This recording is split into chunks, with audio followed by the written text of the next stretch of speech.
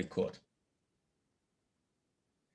I'm very honored. Welcome to Pax Europiana, Edward P. Joseph from the Johns Hopkins University. He is the author of a very important article now about the Balkans from the Wilson Center. It's the Balkan morass and how to solve it. And I'm very honored, Edward, to welcome you at the show at Pax Europiana. Please, can you introduce yourself to the audience? Thank you very much, Gunther, and the honor is mine. It's wonderful to join you on Pax Europiana and here to perhaps share an American perspective on issues in the Balkans in particular. So Gunther, my pleasure to be with you. Edward, I'm very honored that you take the time. You have been a keynote speaker at the Prespa Dialogue Forum recently, where you put your article and your speech. It was really very powerful. By the way, congratulations. It was very impressive speech. I can just refer to that one. Also, Edward, I would like to ask you about your contribution in the past 25 years in the Balkans. You have been also active in Bosnia, and especially in the terrible year of '95 during the Srebrenica genocide. You have been personally negotiating the peaceful escape of many Bosnians in one of the safe zones in Shepa. Can you maybe outline and share some of your experience in this terrible year '95 in Bosnia? Of course, I will do that in a moment, Gunther. And let me just say, because you were kind enough to mention the speech, the Prespa Dialogues, and the Wilson Center article in which it was based. And let me say that the article itself and the proposal that I give to basically resolve the situation in the Balkans goes back even to those days that you're referencing, to those terrible days in July 1995 when we had Europe's worst massacre since World War II. It took place incredibly, and we think of ourselves as so modern and distant from those days of World War II, and it really wasn't. A very similar act took place, and it's been that work that since those days, those terrible days during the war in Bosnia, that I've been really thinking, what is the problem in this region? Why is it so difficult to bring this region that has a unique opportunity? The Middle East cannot join the European Union or NATO. These opportunities do not exist elsewhere. And yet the region seems to defy terribly much progress, even if it doesn't lapse back into those terrible war days. And so that's what the Wilson Center article was. It was after a lot of thinking about what is the real problem, and later we can talk about, as you like, my solution. And let me take you back, and your listeners, back to those days in July 1995, and now is really the appropriate time to do this, Gunther, because as you know, the verdict should be coming soon in the trial of the leading figure there, General Ratko Mladic. And so the timing to discuss this, it's terribly appropriate. 25 years ago, this happened in Europe, in this particularly from Austria. This is in driving distance. So while people are in beautiful Viennese cafes, within driving distance, Bosniak men, as we've seen in videos, the stunning Scorpion video, were, as people were in Vienna sipping coffee, in Srebrenica, Bosniak men were told, go dig your graves, now come back, and now we shoot you. Acts of the Second World War. Acts of the Second World War that happened so recently. And I can just tell you from a personal experience that I had been in Bosnia during the war there for 3 years. And it was only thanks to the experience that I had. And I had a good colleague, a UN colleague with me. The two of us were sent because of our long experience in the region. We were sent to Žepa, which is the neighboring enclave to Srebrenica in July 1995, because Mladic had allowed this. The UN was very weak, and because of divisions, same as today. Divisions are what make the West weak and what allow terrible things to happen. And the West was very divided and the UN was very weak. So we couldn't go into Republika Srpska without permission. And after the Srebrenica, while Srebrenica was still going on, these massacres are still happening, Mladic comes to the neighboring enclave of Žepa, and he tries to seize that enclave. And incredibly, the leader there, in this even smaller enclave than Srebrenica, Colonel Avdo Palic, holds out, refuses to surrender, carries out as he's instructed from Sarajevo. He refuses to surrender, and they hold out under tremendous shelling. And we were there during this period. We came, Mladic decided that he wanted some cover in Žepa, and that he would allow very limited UN presence to evacuate the women and children and wounded soldiers, the wounded soldiers. And that's what I and my colleague were, why we were sent there. It's because Mladic had said, okay, I'll allow very limited UN presence to do this evacuation. And we were there during that period. And again, I'm only grateful that I had had 3 years of experience, and I had seen Mladic in ceasefire meetings in Sarajevo before, and I had dealt with a range of characters around the region, including in Croatia, neighboring Croatia as well. I was in Knin, and all over Bosnia, in Bihać and Mostar in Sarajevo and central Bosnia. And so I and my colleague both had experience. And what we did, Gunther, was we knew what was the most important: saving lives. This was the most important, saving lives. And we knew that if Mladic let us in, that there was a reason he did this. So we had to play, we had a very weak hand. We couldn't dictate or force things, but we could exploit to as best we could the fact that he allowed us, that we were eyes and ears, and that he in some ways wouldn't want us to say or do certain things. So it was always with that in mind, that saving lives. And I'll close here on this portion and just say that because we didn't know, obviously, what was going on just down the road in Srebrenica. That emerged later. But I had my suspicions. Even I was in Tuzla when the women and children arrived, traumatized. Some of them had been raped there who arrived in Tuzla, and I was there. And so I had asked colleagues what these women had kept coming up and desperate to know what had happened to their husbands, what had happened to their fathers, their sons. And I could see the desperation. And I remember asking senior colleagues, where are the men? What did Mladic? And they were saying, well, Mladic said he released them, that they're walking, making their way. And of course, some had escaped, but we know what happened to most, and they were executed. And so in my head, I always had, even at that time, wondered, why would Mladic allow these men to escape, knowing they'll turn around, become soldiers, be rearmed, and the fighting will continue? Why would he do that? And we had the men of Žepa, we had these soldiers who were hiding in the forest there. And Mladic was on the other side of the gorge in Žepa, was shelling them. And I remember one time asking him, because there were negotiations about a prisoner exchange that would see these men evacuated in exchange for Serb prisoners being released. This was a difficult negotiation that collapsed in Sarajevo. But I remember I asked Mladic directly.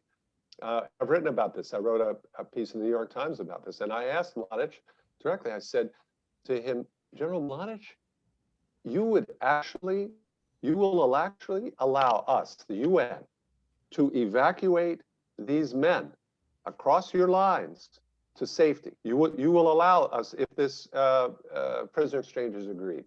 And this was his answer, Gunther, and I'll close on this. He said to me without any irony, Gunther, yes, I will let them go, except for the war criminals. That was his answer. And you know someone like that who was busy massacring men and boys at close range, what his definition in this completely perverted view of the world, what his definition of a war criminal was. Terrible events in '95, and you so close in action, and you saved a lot of people in Shepa. Also, thanks a lot for your direct contribution.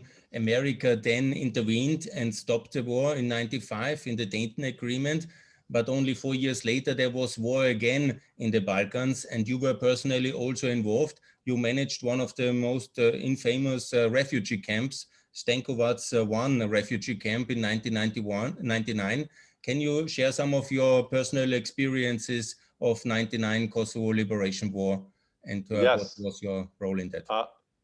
Gunther, then thank you for those kind words. This was, of course, the problem continued. The Dayton Agreement didn't resolve Bosnia, let alone Kosovo. Kosovo was largely ignored. It was largely an ignored problem until 1997.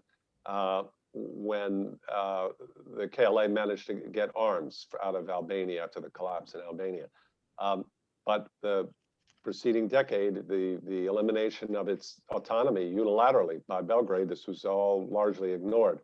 And Milosevic rejected all attempts, appeals to restore autonomy for Kosovo. And I will mention just quickly, Gunther, that we should note that rejection is very important and even figures in what is the central Serbian grievance about the region, which is Croatia. If you talk to Serbs, they say, oh, you know, you want multi-ethnic in Bosnia and you want multi-ethnic in Kosovo, but look what happened in Croatia, you know, with Operation Storm. And of course, it's true, and it's a tragedy. And I worked in Knin. I knew those people, and I knew many of those Serb leaders. And it was a tragedy that they all left. And do you know why? A lot of it was Kosovo, Gunther, because let's remember that Operation Storm took place in August of 1995. Operation Flash was in May. That was in Western Slavonia. But then in Krajina, what was then known as Krajina, was August of 1995. That's when that operation began. 2 points, Gunther, about that operation. First, the evacuation preceded the attack. So the Serbs knew about this and were already on their way, okay, out.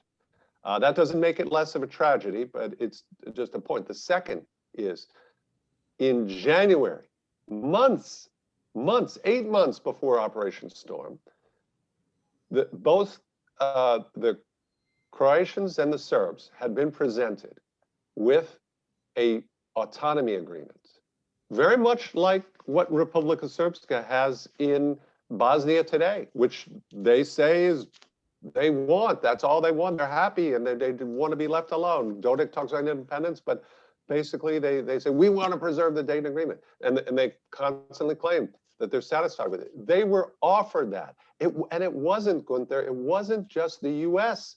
So, oh, we don't trust the US or somebody. No, it was Russia with the US that had made this offer. It was called the Z4 plan because it also included the UN, which is Russia's great, always pointing to, and the EU.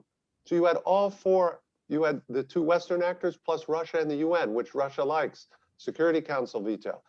So, and Tudjman detested this plan because of all of this autonomy that it gave, in some ways even more autonomy than what the Serbs have in Republika Srpska. Even their currency, they could have currency in dinars, not just in Croatian kuna, the same currency, but denominated in Serbian with Cyrillic and all of those things. And tremendous rights, autonomous rights.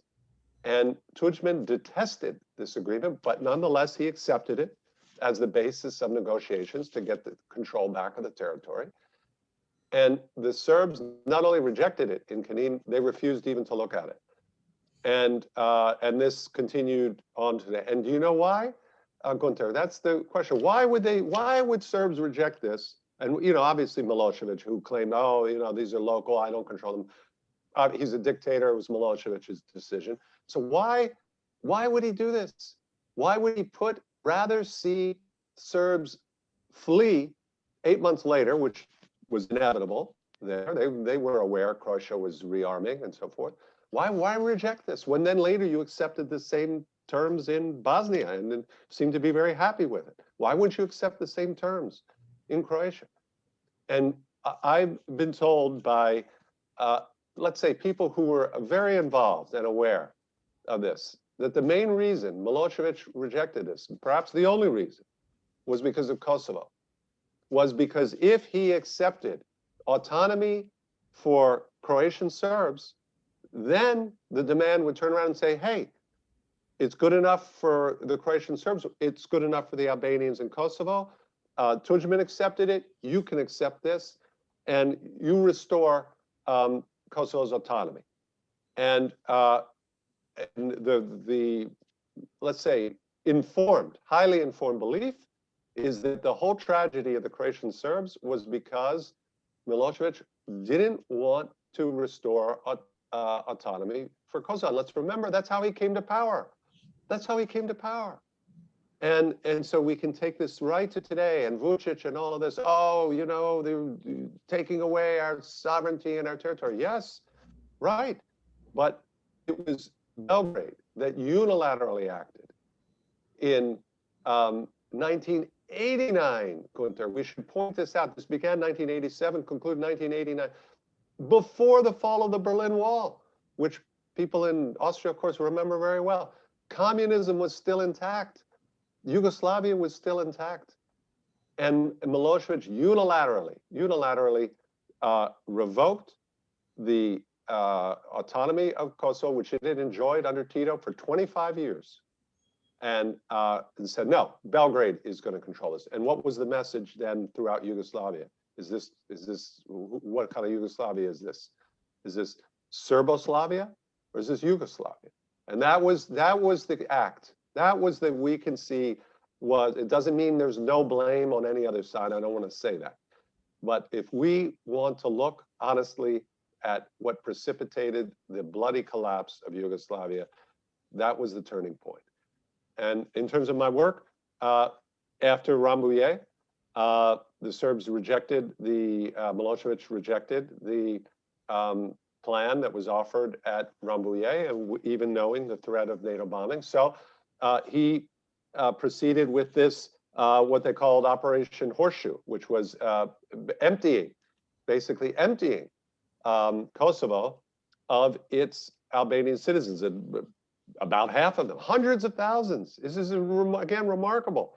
You know, you're in Vienna, you're in Warsaw, you're in Paris, whatever, and not that far away from you, hundreds of thousands, close to a million Kosovar Albanians are being forcibly pushed out. We know many others are getting killed, but they're being forcibly pushed out into neighboring countries, in part to empty that region, but also to create a crisis for NATO, so that this would destabilize Macedonia, Albania, and create a crisis for NATO, and maybe in that way cause some of the Europeans to say, no, we have to stop this NATO bombing, and create divisions in the alliance. It didn't happen, but it did create a crisis, and for Macedonia, this was an enormous crisis there, particularly more than Albania, because Macedonia is ethnically divided between its ethnic Macedonian majority and the very substantial ethnic Albanians. So you had in divisions there, and then the Macedonians were very partial to the Serbs and hostile to the Albanians, and you had ethnic Serbs living there in that area. So it was a very difficult mission, I will tell you. It was exhausting to operate this refugee camp, which was just a few kilometers from the border there. It was the closest location. And therefore, when refugees came, UNHCR would always try to take them there first. This was the closest destination. It was a small airstrip, dirt airstrip. There was for sport flying in Skopje, and the Macedonians said, okay, you can have that. But it could not be expanded because of the ethnic composition of the area. There were ethnic Serbs and Macedonians who lived in the area who were hostile to them, and it was extremely difficult. You can imagine the tensions in that refugee camp, all these people cooped up, worried, not knowing relatives back there, tense, you know, lots of young men, you know, cooped up in this place. You know, meanwhile, there's KLA who are fighting up there and NATO bombing and so forth. So it was, we had a lot of tension in that camp. There was at one point a riot there. It was a terrible incident. And we were as thankful as anyone when Milosevic capitulated and they all were able to go home. Edward, thanks a lot. Also in Kosovo and in this camp, you saved a lot of people and you helped a lot of people in terrible conditions. Thanks a lot for that.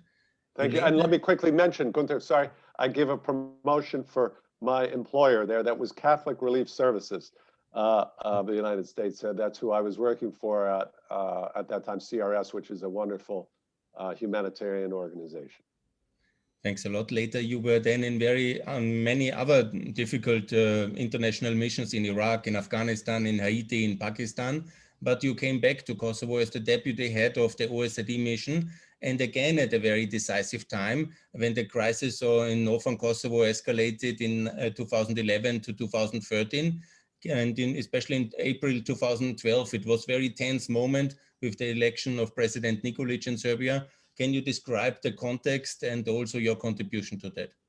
Thank you, Gunther. This was probably in terms of negotiating, while the JEPA was more tense and there was more at stake, you had human lives at stake.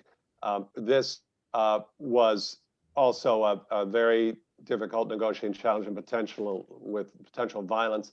And let me just quickly say, as you are speaking to me from Vienna, and I know you'll have listeners all over the world, but you may have a number in Austria, that I was deputy head of mission. I was the senior official from the US, American for OSCE. But the head of mission was my good friend, the very, very capable Austrian diplomat, Werner Almhofer. So I just want to give a shout out to Ambassador Werner Almhofer, my friend, who in this situation was quite willing and in discussion with Vienna, that is the OSCE headquarters, which is in Vienna, to send me to Belgrade to try to negotiate this agreement to hold elections. You have to understand it's a very difficult thing there. You have Kosovo, which has declared independence in 2008. Serbia doesn't reject its independence.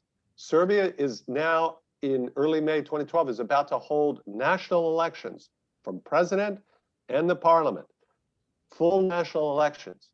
And what do they say in Belgrade? They say, hey, Kosovo is part of our territory. We're holding elections there. There's no way you're going to stop us from allowing the Serbs. And remember, Serbs in Kosovo, they live in the north, they live in the south. And you're not going to stop us. Could you imagine? It would be a political issue as well. You had President Tadic was running then, and he was in power. And what if he said, "Oh well, I'm sorry, voters, but you know, it's a little we're having problems in Kosovo, so the Serbs there will not be able to vote." He couldn't say such a thing. It was completely politically unacceptable. You go in Pristina.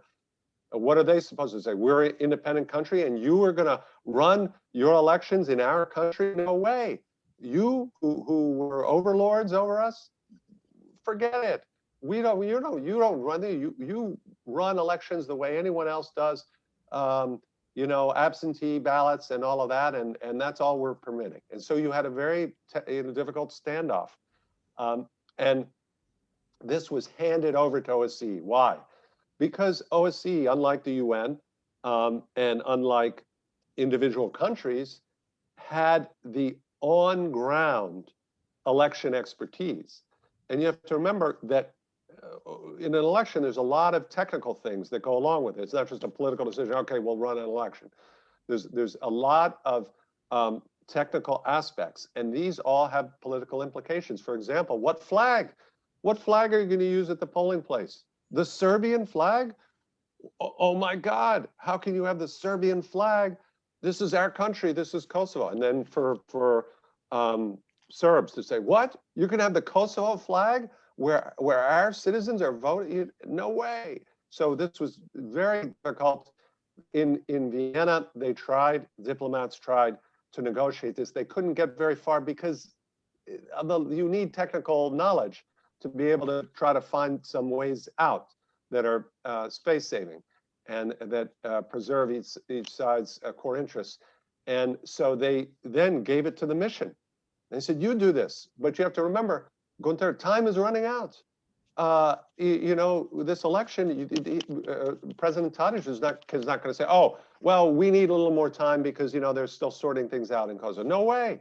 They've been having a campaign in Serbia and Belgrade and all of these other cities. They're not going to change the date because Kosovo is not ready yet. So we were running out of time. The clock was running, and you need time in an election. You have to get ballots. You have to get things organized. You have to train people at ballot stations. So there was tremendous time pressure to do this by the date of the election. And the sides were very far apart. So thanks to, in Vienna, OSCE and the very able Secretary General Lamberto Zanier, he agreed, and Ambassador Umhofer agreed, that I would go to Belgrade to try to negotiate this. Why me? Why the deputy and not the head of mission? Why? I'm American. What does that mean? It means that the Albanians in Pristina would trust me, that they would trust me because, look, I was OSCE. That means I wasn't working for the U.S., but I was nominated by the U.S., and obviously that meant I had support, and of course I had very close communication with U.S. officials there, even as even as an OSCE employee. This was normal. I was OSCE, but of course, obviously, I had good communication with the U.S. ambassador, with others, with Washington, with officials OSCE in Vienna, and including with Zanier himself. So that was why I was sent. I was sent there because the Albanians could trust me. This is an American. He's not going to sell us out. He's not going to. The U.S.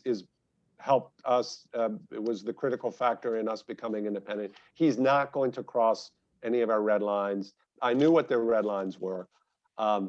And it was very difficult. But at the end of a week, and after some real drama at the end, we managed to negotiate an agreement that both sides, Gunther, were happy with. Both sides were happy with this agreement.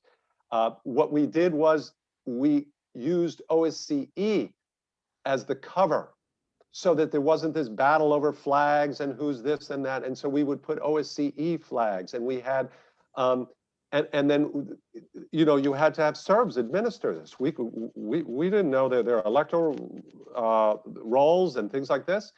And so we hired them and made them OSCE staff. So they were then OSCE staff, the Serbs. And then we had our own members of our mission, international, who were there as coordinators there. So you would have an international presence, with T-shirts, a uniform like. And we even brought in from the OSCE mission in Bosnia, came to make sure that at every one of these polling places, you had international observation there, presence, actual OSCE presence there as coordinator, in addition to these local staff. And it proved to be absolutely successful. Both sides were happy with it. Neither side lost face. The elections were carried out. There was no violence, and there very likely would have been violence if Serbs had been told, no, you can't. You're not allowed to have. You're not allowed to vote. There would have been serious violence. So that worked very well, and it was a triumph for OSCE. That was American and European coordinated diplomacy at its best, and congratulations for this important achievement also then later leading to the Brussels Agreement just in 2013. So then let me come to the next stage in a way, if I may say, from a practitioner. Gunther, just quickly to say, 2013 was also an example of European-American collaboration, because that was Catherine Ashton in the lead with capable US diplomats in the background, but supporting EU leadership. So it's Washington is very much agreeable and amenable to giving support to a EU lead. Until 2013, and especially Brussels Agreement, I think also our cooperation between Europe and America was very close and also very successful. The phase in your article you refer to as the morass started a little bit after 2013, if I may say so. Let me come back to the next stage of your life, if I want to say so, from the practitioner to the academic at the Johns Hopkins and at the Wilson Center, and now talk about your concrete proposals and coming country by country. We have 3 countries who are already member of NATO, meaning that America has taken Albania, Montenegro, and North Macedonia already in the NATO alliance. And let me first ask you about Albania. Since 2009 NATO member, what's your take on Albania? What's your position? Do you support EU integration? And would that be helpful for progress in Balkan peace to have also Albanian EU accession happening soon? The short answer is yes, of course. EU accession for the entire region, for all those, what we call the Western Balkan 6, which is those 3 plus Bosnia, Kosovo, and Serbia, the ones who are not members of NATO for different reasons. Yes, Albania very much support its membership in the EU, support the membership of all the Western Balkan 6. That's critical. That's our strategy. That's the vision. That's what makes it all plausible. That's what makes these ethno-national divisions not present in Albania, but in Albania's neighbors. Those are manageable with that. But you know, you've got to meet the terms, and part of those terms are being a functioning democracy. And under Prime Minister Edi Rama, Albania has gone in the wrong direction on a lot of its democratic commitments. And corruption is still an issue. Interference in the judiciary is an issue. Control of the political process is somewhat of an issue. But here we have to be very precise, Gunther, because, you know, you get these things like Freedom House says, you know, Serbia and Montenegro are both, quote, hybrid regimes. And so it's very easy to throw these categories, but there's a huge difference, even in Albania. Albania under Rama has gone in a wrong direction. But let's remember some fundamentals here. Number one, Albania is still committed to the Western order, okay? This is the most important. This is the ne plus ultra. This is the alpha and omega.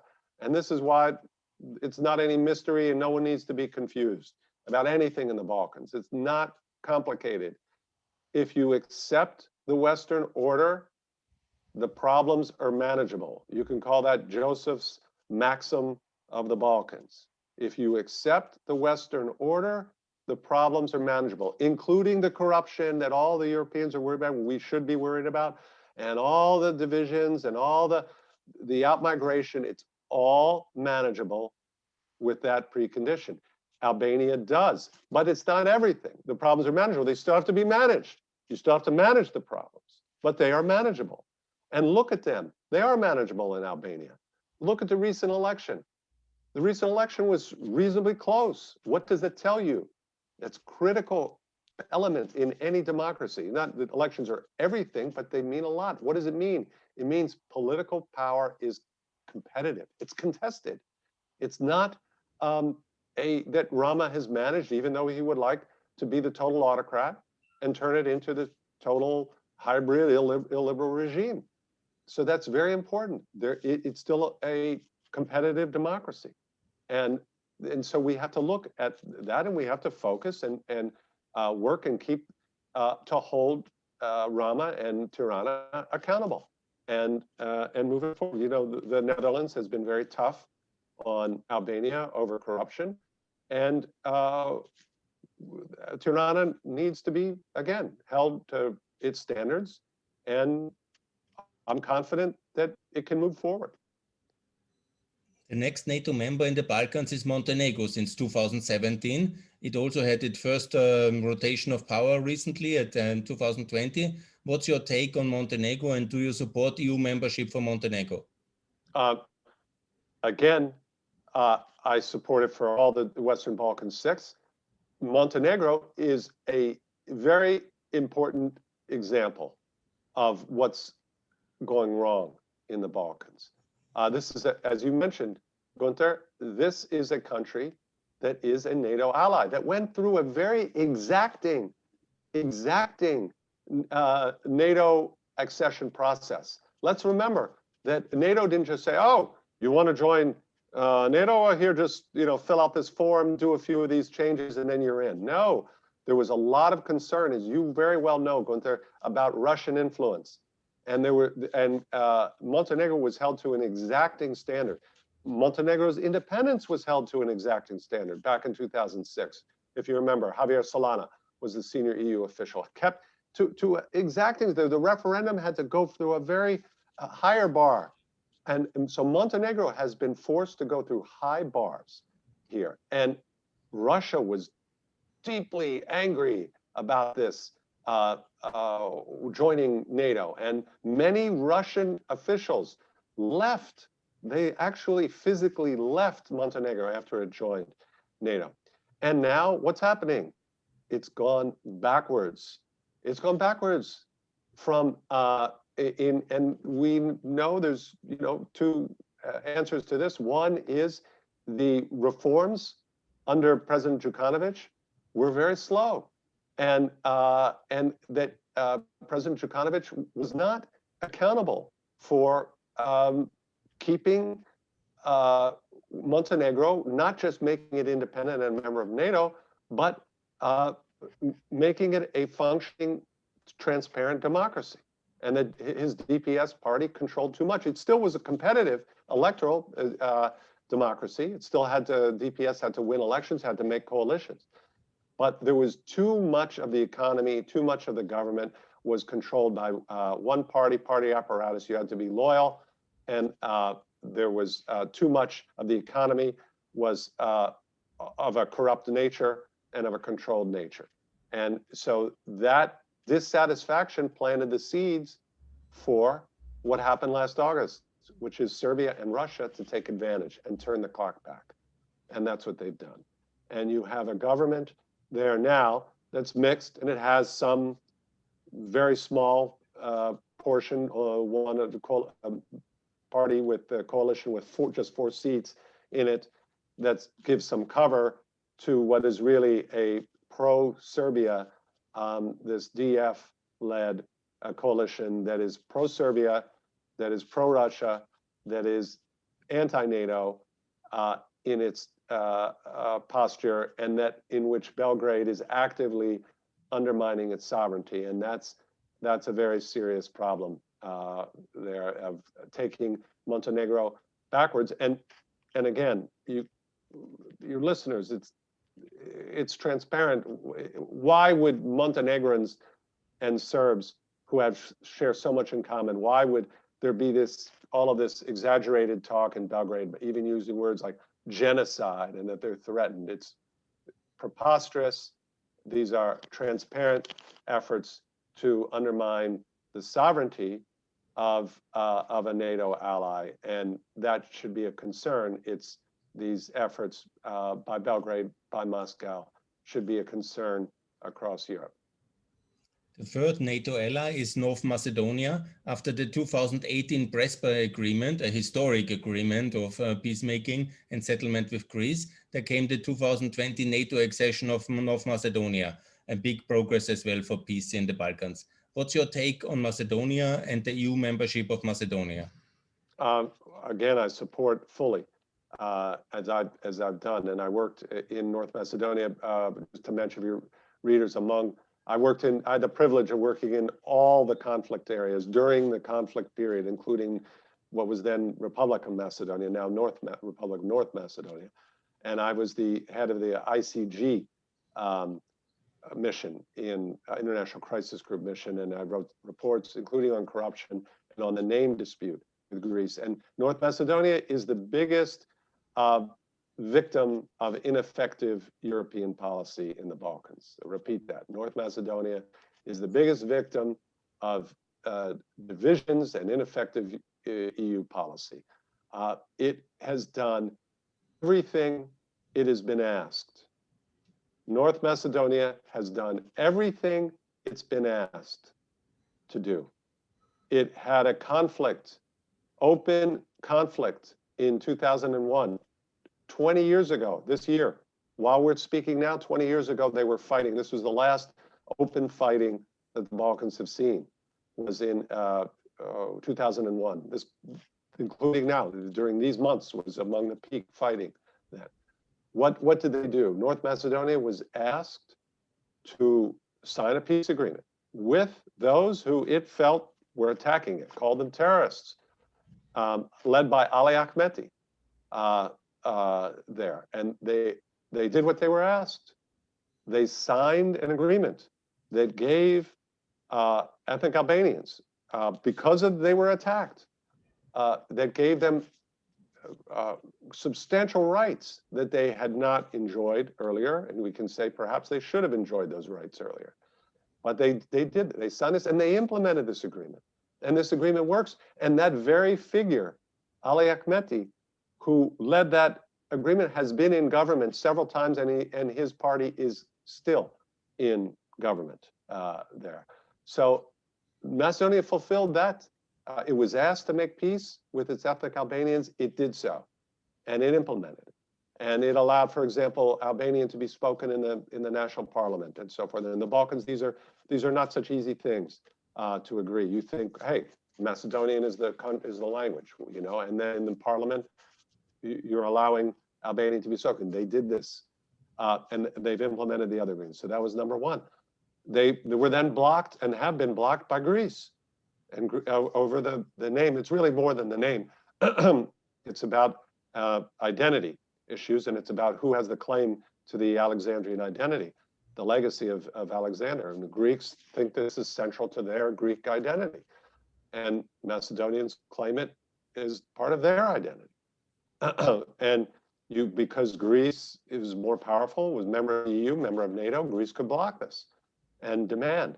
And this continued until 2018, when a Greek prime minister came along with vision and courage and actually realism.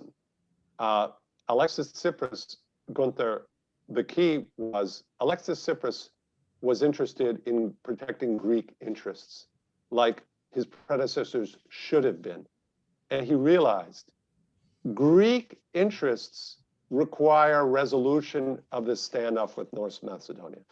He realized Athens has bigger problems, has problems with Turkey, much more serious threats with Turkey, and a host of other problems. Not the, interesting, not the financial issue, that had already, the worst of the crisis had been passed, but geopolitical problems. And Gunther realized, you know what, we can't afford this anymore. Greek interests require a settlement. And it was on that basis that he engaged in serious negotiations with his foreign minister, Kotsias, who negotiated with the Macedonian foreign minister, Nikola Dimitrov. And these were not easy negotiations, but they were done with respect. They were done with mutual respect.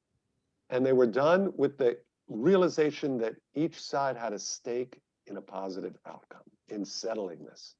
And that was the key. And they worked through it. They had very good mediation there. The longtime UN mediator was involved, and Matthew Nimitz. And you had great US political support, had additional EU support, but US support, honestly, was also critical. And they came to a dignified agreement, even though it was painful and unpopular in both capitals. It was dignified. And then now you have, again, North Macedonia, after it's done all it's been asked, you have another EU member who also has claims, historical claims, similar to those of Greece, and has now exploited its position, violating the spirit of its, quote, friendship treaty that it signed, Bulgaria, that it signed with North Macedonia, violating the spirit of that agreement, violating the spirit and the rules of the EU, which is you're not supposed to bring in bilateral disputes into the EU accession process. And once again, what is Europe doing about this? And it was, I'll tell you, as an American, it was very disappointing when you remember last fall, you had last 6 months, June of 2020, June to December, the president of the European Council at that time, the rotating chair president of the EU, was the most powerful country in Europe, Germany. Which is a more powerful country, Germany or Bulgaria? Okay. Germany is not capable of generating enough political pressure on Bulgaria. Come on, this is not serious. And to find again, and I wrote an article with a good friend of mine, Ogden Vangelov from Macedonia. We proposed a face-saving way out of this for Bulgaria, without humiliating Bulgaria. But Germany passed, and even everyone said, "Oh well, the elections in Bulgaria will take care of this," and they haven't. And again, North Macedonia is the collateral damage of EU division. Let me ask you about the three NATO allies together, Albania, Montenegro, North Macedonia, because the French president has proposed a timeline where they at the earliest can join the European Union somewhere beyond the European election 2034. That means another 12 or 13 years to go for them. Do you think that's a realistic or a good timeline, or should we be faster in accession with the three NATO allies, Macedonia, Montenegro, Albania, to the European Union? The timeline is, I think, secondary. Honestly, Gunther, what's primary is tackling the real obstacles to all of the entire region there. And this, yes, they need to be given all support, and we should be aware that it was France that also, I didn't even mention this, where France was the one that undermined, after the Prespa agreement that North Macedonia signed with Greece, then France blocked North Macedonia on some issues. All of a sudden, rule of law, et cetera. And so, these are just not serious. This is not serious actions. And this is what people in Europe need to recognize: is when Europe doesn't behave seriously, it can't be taken seriously. So you can't have it both ways in Europe. You can't say, "Oh, this is the Balkans, and we can do this, and then we don't need Americans and all this," and then turn around and a country like North Macedonia makes this tremendous sacrifice, very difficult, but dignified, both sides. Greece also made sacrifice, and does what you ask, and then you turn around and block it, or Kosovo is told, "Look, you want visa liberalization? You have to do this, you have to do this, and you have to do this, X, Y, and Z." And then the European Commission says, they did X, they did Y, and they did Z. So they should get, Kosovo should have visa liberalization. And then Germany says, no. And then they're not giving. They're not serious. And then we turn around and we say, "Oh, well, look, Russia is involved and China's, if the EU cannot be serious, then it can't be taken seriously. So everyone can pretend, and diplomats can be very diplomatic. "Oh, this is EU-led," but I will tell you, the reality in Washington is very well known among people who know this region, and they just don't take Europe seriously, and that's a shame there. In terms of these timelines, you know, perhaps there's some value in them, but they're not really the problem. The real problem in the region, Gunther will talk about is whenever you like. The real problem in the region, the reason, the whole reason that this region is not progressed 20 years after the last fighting is because of Serbia and because of EU divisions over Serbia and Kosovo. And that's the problem. So we can adjust timelines and do things like this, and you know, we can maybe have some more or less little, you know, progress, but unless we tackle that other problem, which is possible to tackle, very easy, plausible way to tackle it, then you're still going to have all these other problems. Let's first cover Bosnia. That's the next one on the list. It's a country where majority of the population, 56, according to recent opinion polls, is in favor of NATO membership. But unfortunately, the structural constitutional reality is blocking this progress towards full accession. What is your take on Bosnia's NATO accession, EU accession, and the future of Bosnia in the Western transatlantic institutions? I'll tell you, Gunther, it's a great question, because NATO truly, at one point, was the answer. It was the answer. And let me say to your listeners or viewers, I spent 6 years in Bosnia, 3 years during the war, 3 years after the war, and a range of contacts. I went back and visited and had meetings in Banja Luka. I want to emphasize this. This was in shortly after Barack Obama was elected president, and this was, you know, after the terrible mistake of 2006 when they the High Representative Christian Schwarz-Schilling gave Dodik a green light to turn all the progress back by saying the High Representative would no longer do bond power. So you already had things were turning in a bad way, but then you had Barack Obama. And you had a possibility of some new things. And so then in 2009, I went and I visited Banja Luka, and I met with senior officials there, including Dodik.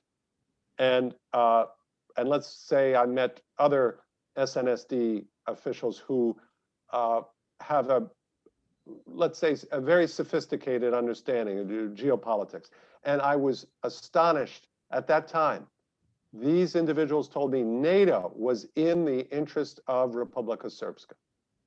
NATO membership was in the interest of Republika Srpska. And I met with Dodik and chatted with him about that. He, not in the same clarity, but these officials were his close advisors, and he agreed and accepted that at that time. And unfortunately, that moment was past. I wrote that and urged that we needed to move and accelerate, not give NATO membership to Bosnia, but accelerate that and to capitalize on this joint path.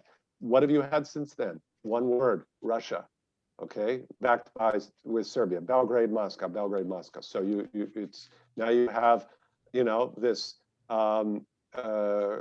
Russian and Serbian pollution there, the, you know, pro-Russia, pro-China pollution, let's call it, that pollutes Belgrade and pollutes Banja Luka. So that NATO angle is polluted. It's not dead, but it's been terribly damaged by all of this, and Dodik running in the wrong direction.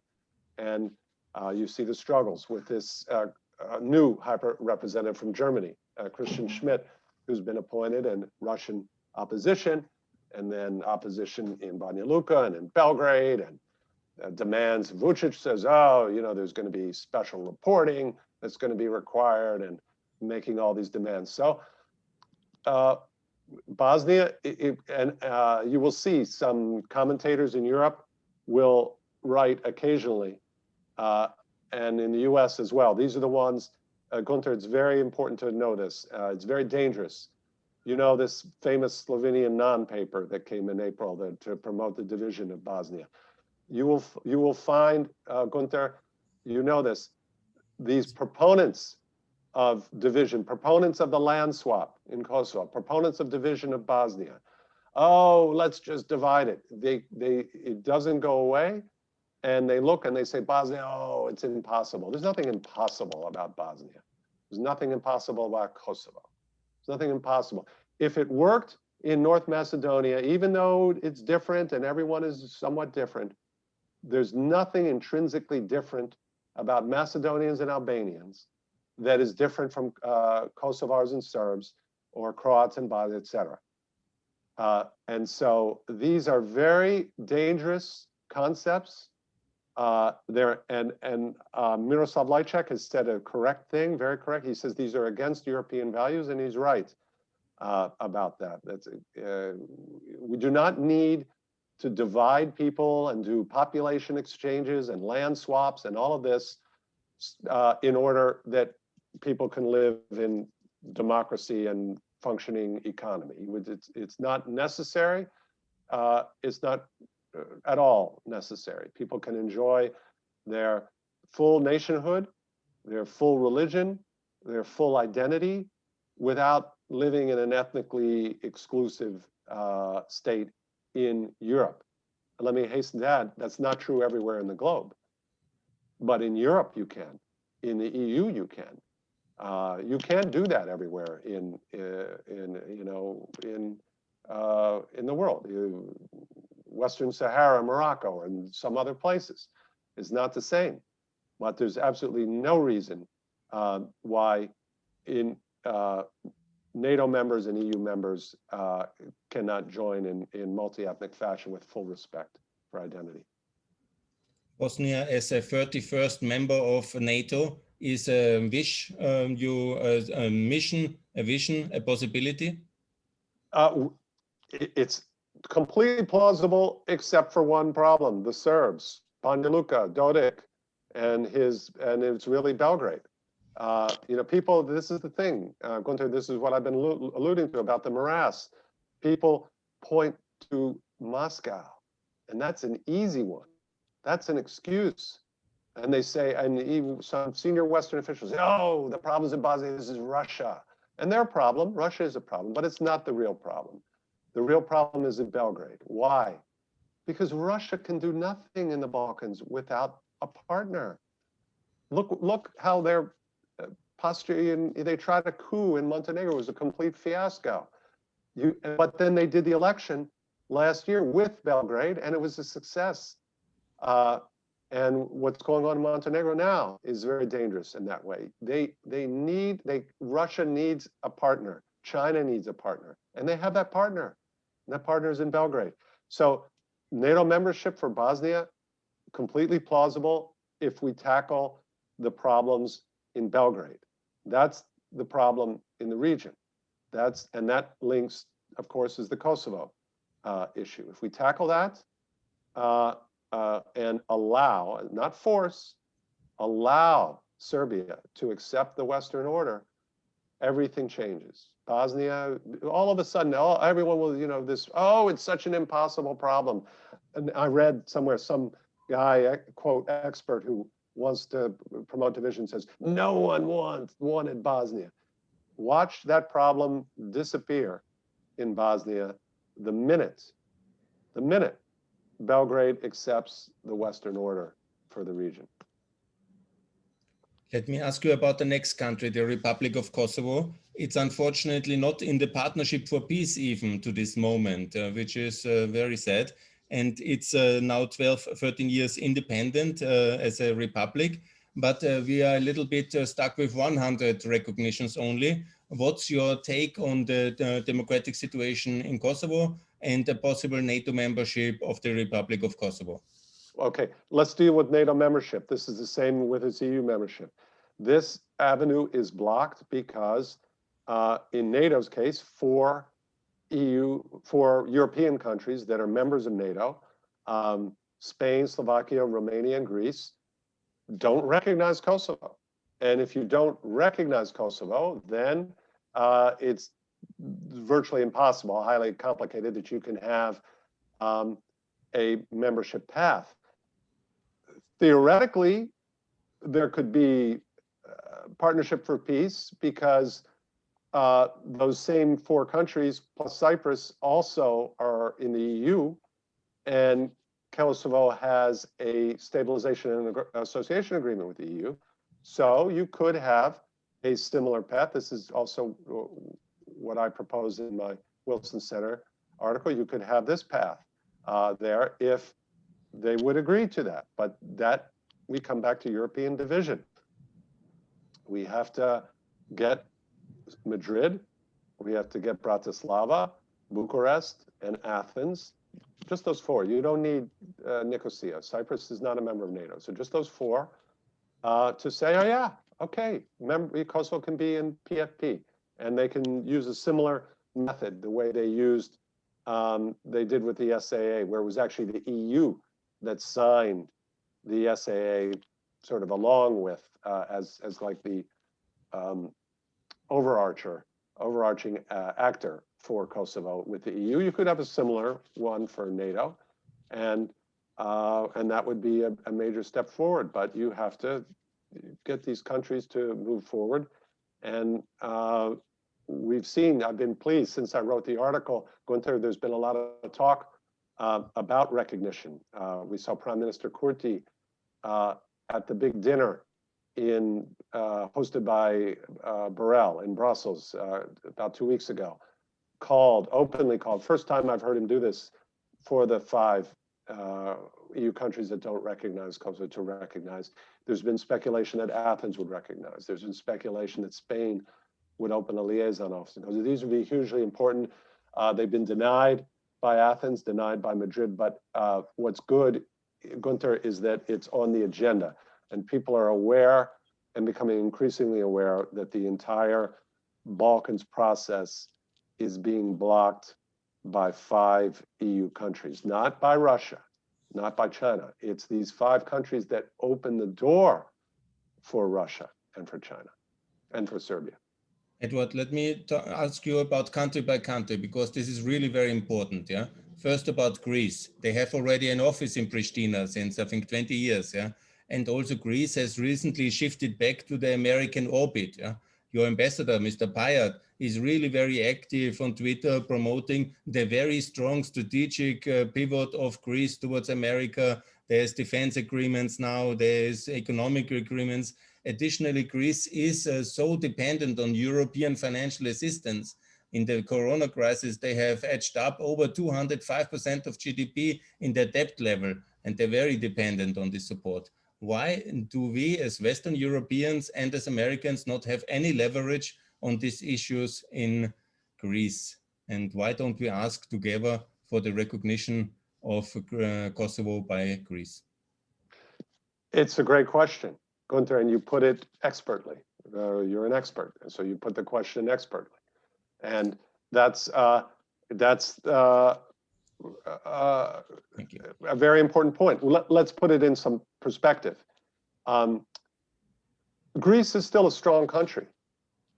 Let's not forget that the US, with all its leverage, could not convince Athens to lift the blockade on North Macedonia joining NATO. Remember that, 2008. They had qualified. Let's remember this. If your viewers, North Macedonia only recently got in to NATO. It had qualified a decade earlier. It had filled out the form. It had done the tasks. In 2008, the Bucharest summit, George W. Bush, they couldn't convince Athens to relent. We can talk about how or why, but so Greece is, it's not a weak country that you can just push around. They're strong and they're proud and they have their domestic politics. On Kosovo, it's actually more amenable to recognize Kosovo than North Macedonia, because this is not involving the Greek identity. There's not a territorial issue that's at dispute there. Greece has issues with Albania, doesn't want, in some respects there. In my approach that I wrote in Wilson Center addresses this, because you take out the union of Kosovo and Albania, which is something Greece, of course, would want and would want to stop, and we want to stop, and everyone who wants stability would want to stop union of Kosovo and Albania. And you stop the non-recognition campaign of Serbia at the same time. That's how you do it. But it's they're hard to convince. They're linked to Cyprus, to the Cyprus issue.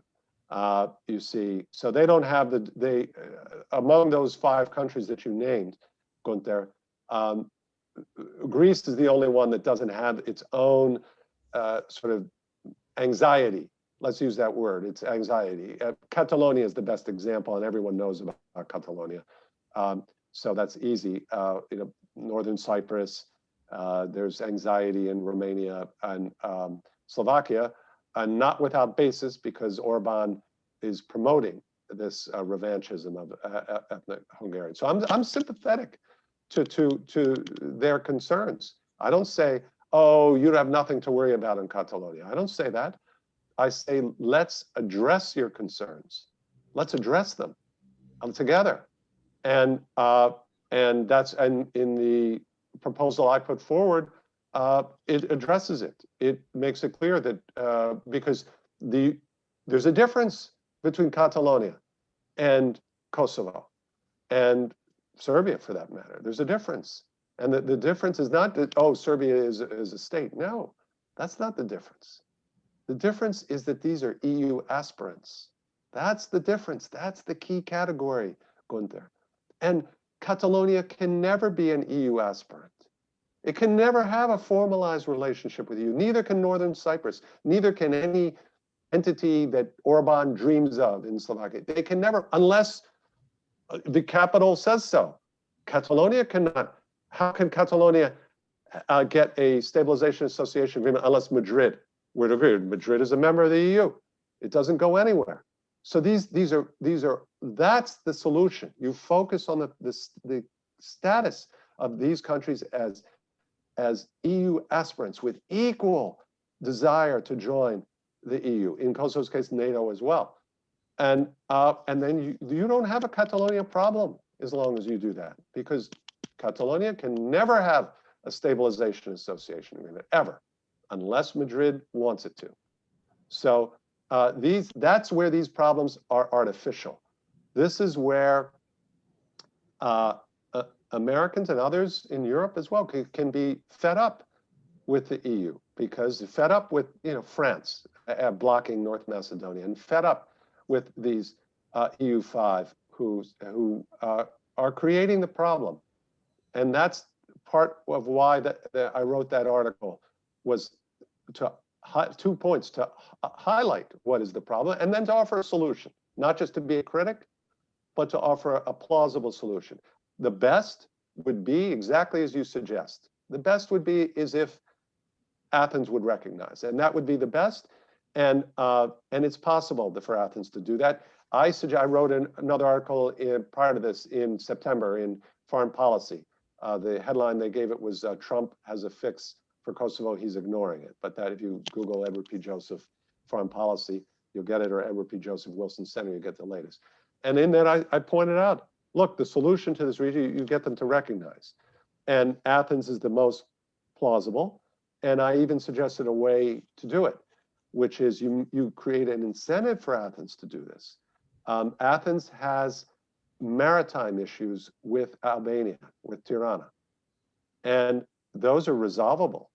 And the US is in a very strong position to help Athens and Tirana resolve those maritime issues. And then there you go. You create the conditions for Mitsotakis to say, hey, look, we've resolved our maritime issues with Tirana, and we're going to recognize Kosovo now, because look, we want stability in the Balkans. We have it on our maritime issues, and we are going to recognize Kosovo. Well, and Rama looks like a winner. Yes, I resolved these maritime issues, and look at me. Because of me, Greece recognized Kosovo. So he's a hero. He then is a hero for all. It's win-win. US is a winner. Everyone is a winner except, unfortunately, Belgrade. Belgrade would not be a winner. And neither would the other 4, Spain and Slovakia and Cyprus as well and Romania. They would not be winners, because then everyone would say, Mr. Borrell, you say you're leading diplomacy, but your country is the one that's blocking everything. And you would create some momentum there. And again, what I propose, Gunther, is even a lower threshold than recognition. So I can explain that, making it even easier for Spain to do this step. But please. Let me ask you, first of all, we need American help for that with Albania and Greece and Kosovo. That would be really wonderful to get such an agreement done. Bucharest, let me ask you about Bucharest, because also the new Romanian center-right-wing government is very pro-NATO, very pro-American, very pro-European. This complicated phase in Romania is over. And they are tweeting, the foreign minister is tweeting about his strategic partnership with America every single day. And especially now, of course, with Russia more aggressive in the Black Sea, they have also allowed military installations, very big one, this kind of airfield, I don't forgot the name, but there is a really intrinsic partnership from Romania. But where's the problem with the recognition then of Kosovo? Has nobody really asked Bucharest friendly and kindly enough? Or how I can imagine, it's such an important issue for Romania? What's your take on it? I'll tell you, and again, you highlight the fact that there's an opportunity here, and I think a lot of this, I think asks the right question. Has no one ever asked? And I obviously I can't prove a negative. I can't categorically say that no one has ever asked, but I suspect no one really has in any serious way. I suspect it's not been raised. It simply hasn't been raised. And the context for raising it, this is the other thing, and my approach in this, in Wilson Center article, the Balkan morass article. My approach is not to pressure these countries. It's not even to pressure Serbia. In the case of Romania, we shouldn't be pressuring them. We should be sympathetic to Romania. We should be sympathetic to Slovakia. We should say, look, you do have a threat from Hungary. You do. You're not imagining it. Viktor Orban is a revanchist leader, and he's the mentor for Alexander Vucic, who's doing similar activities in Montenegro. Look what he's doing in Montenegro. Oh, Serbs are under such threat, genocide. All of the, meanwhile, denying the actual genocide of Srebrenica, but ridiculously claiming that Serbs are under threat of genocide. There are prominent Serbs in Serbia who mock this, make fun of it. Like Dusan Janjic, who's a famous Serb, one of the most prominent academics. This is ridiculous to say such a thing. But Orban does this, and Vucic does this. And so our approach to Romania should not be, oh, you're just imagining everything. No, you have a threat in Viktor Orban. You do. And we're going to back you. We're going to back you on that threat. And we are going to work with you, US and EU. We're going to stand with you on every threat that Budapest makes. All of this attempted, which is a great word, decoupling, the decoupling of the ethnic Hungarians in Romania and in Slovakia. And we're going to back you on your steps. Tell us what you're doing about this. Tell us, and we're going to back you. And even there was some threats in Romania, some violence, even some sort of semi-terroristic type things. We back you, Romania. Use democratic means here. You can't, suppress. That's not going to work. Use democratic means, but we back you on any security threats, and we'll be vocal about that. We'll be open about that, and we could give affirmative public support to the Bucharest government on this, and say, EU countries' borders are fixed, citizenship is there, any issues are resolved within there according to EU principles, and so forth. Same, Austria, you have Südtirol in Italy, and Italians call Alto Adige. Look, these are the way. This is how we solve things in Europe. Yes. We are not. I don't see Vienna running around telling like Orban telling in Bolzano telling them that the Austrians there, should secede and decouple from Italy and so forth. You don't have that there. They're German language, etc. There's respected, and that's our principle. So let's stand with Bucharest. Is my point.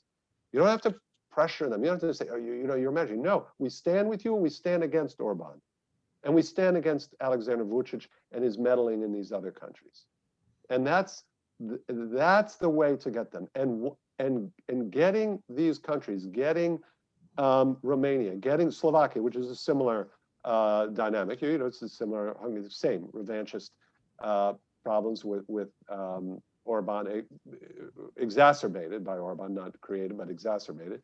And we say, look, we understand, and we're with you, and tell us how we can support you on these. And in exchange for that, we want you to change your position on Kosovo, because it's completely different. It's a completely different case. You didn't abuse your ethnic Hungarian minority, did you? Serbia did. And you know it. And it's a matter of record. So let's not conflate these two cases. And I give it even one step further. Say, okay, you're totally paranoid about recognition. You think that's going to create a legal precedent. You think that, oh my God, if Madrid and Bratislava or Bucharest, if we recognize, oh my God, well, Catalonia and Hungary, they will have a precedent. Okay, it's all right. You don't have to recognize. Just take away, agree with us that on a principle for the region that takes away political aggression, and we'll define that political aggression. Serbia's case, no, we take away the non-recognition campaign. In Kosovo's case, we take away union of Kosovo with Albania. And by the way, that's not nothing. That's something. Already, I was reading today, there's talk, Ramush Haradinaj talking about union of Kosovo and Albania. Albin Kurti has promoted that in the past. It's a disaster. It's aggression, and we should say it openly. It's aggression, it's political aggression against the Kosovo Serbs. It's political aggression against Serbia. And we Americans should say this, and we should stand up and say this. We don't want greater Albania. We don't want greater Serbia. And we're going to be very fair. And then Russia and all this cannot say, oh, you're anti-Serb. No, we're very fair. We're telling Albanians, your union of Kosovo and Albania is off the table. And we tell the Serbs, your political aggression against Kosovo, this non-recognition campaign, is off the table. Who are you to tell Kosovo what organizations it can and cannot join? That's not your job. You don't have to recognize Kosovo, but you're not in charge. You're not the EU. We're the EU, and the United States in this case. And we're the EU. And Kosovo has a stabilization association agreement with us, with the EU. We will decide what's violation of its agreement, not you. That's not your job, Belgrade. You don't want to recognize? No one's making you. No one's making you recognize. But you have no right to stand in this country's way of developing its own relations bilaterally and in other fora. Okay? And we'll take care of it. If Russia wants to get involved, we'll address that. As a unified US and EU and NATO bloc, we'll take care of that. So you, Serbia, you work on your job. You work on your democracy. You negotiate with Kosovo, okay? No one's making you recognize, but you stop standing in the way. And what this does, you would say, or some listener would say, well, what's that? That's just some rhetoric. It's not rhetoric. That immediately, I'm going to snap my fingers. It transforms the dynamic immediately. Why? Because Belgrade's leverage immediately is eroded. Immediately. Because once Kosovo can freely join Interpol, UNESCO, other international organizations, can freely go around the world getting bilateral recognitions, Serbia's strategy fails. It can no longer isolate and make Kosovo weak. It still keeps it out of EU and NATO because you still have the 5 who don't recognize. So it hasn't lost all its leverage, but its leverage is eroded. Its strategy no longer works. And what does this do, Gunther? This is everything in the Balkans. This is everything we've been talking about. All of these countries, Bosnia with all this stuff, even with the Croats, it all changes, Gunther. The entire Balkans morass changes the minute Serbia realizes that its strategy in Kosovo cannot work. Why? Because at that point, its only choice is to accept the Western order. Because it doesn't matter how many weapons it gets from Russia, how many drones it gets from China. It will not stand in Kosovo's way the way it can now. As long as it can stand in Kosovo's way, it will not join the Western order. The minute it can't stand in Kosovo's way, that option is gone. And the better option, the real option for Serbia then comes into focus, because then the real incentives come into play for Serbia, and they are real. 2/3 of Serbia's trade is with the EU. That can never be matched by China. The vast majority of aid to Serbia comes from the EU. That can never be matched by China or Russia. So that's the change that needs to take place. It has to happen in Belgrade. And the way we do that is not by sanctioning Serbia, not by pressuring, not by threatening. No one is talking about threats. We're talking about is removing the leverage that Serbia has over Kosovo that paralyzes us. That's what this is all about, Gunther. Edward, let's come back to Slovakia, because Slovakia is tweeting the new foreign minister. They also have a new president now, 1.5 years, a new government, tweeting every day about friendship and strategic partnership with Germany, with America. So very much interested in being part of the Western, and already they are obviously a NATO member. And they're also in Visegrad. That means Visegrad, the union of the 4 countries, Poland, Hungary, and Czech Republic, which have all recognized Kosovo. And just the Slovak Republic, as you have outlined, because of fear of the Hungarian minority, which is again, Hungary is a partner in Visegrad. So I cannot really see why, with a little bit of nudging from Washington and Berlin, there shouldn't be a possibility to convince our Slovak friends, partners, and allies to recognize the Republic of Kosovo. And that might be the momentum gained to break the Serbian leverage on that issue. What's your take on the Slovak situation? Again, Gunther, you put it expertly and correctly. You're absolutely right. And Slovakia is in many ways, I was just at an event here in Washington with real experts on Central Europe and Slovakia. And we were talking about this, and everyone this was the words to describe Slovakia: success story, success story. And absolutely, as you describe it, standing up against Russia and that type of influence. Of course, they have domestic politics, and they have, as I said, legitimate concerns from Hungary about that. These are not imaginary. And that's the point I want to stress here, Gunther. We should not be dismissive of this. We should not be mocking these countries, Romania and Slovakia, about their. No, we should be supporting them, but not on Kosovo, not saying, oh no, well, that's your reason. No, we need to be supporting them on the issues they have with the Hungarian minority and vis-a-vis Budapest and these open, unacceptable threats to sovereignty of Slovakia and to Romania, with this decoupling, this promotion of separatism and a separatist mentality among ethnic Hungarians. We should be backing them and defending them and standing up and saying and proclaiming, and so that people, ethnic Hungarians in Slovakia and in Romania here, United States, guess what? We're on the side of Bratislava. Okay? You have issues, you feel you can't use your language or some things, you resolve them according to EU principles, okay? That's self-determination. Self-determination doesn't mean you get a state. Same, that, by the way, is Catalonia. This is a mistaken understanding of international law. Self-determination doesn't mean you always get a state. That's not what international law says. You have rights, you have language, et cetera, and so forth.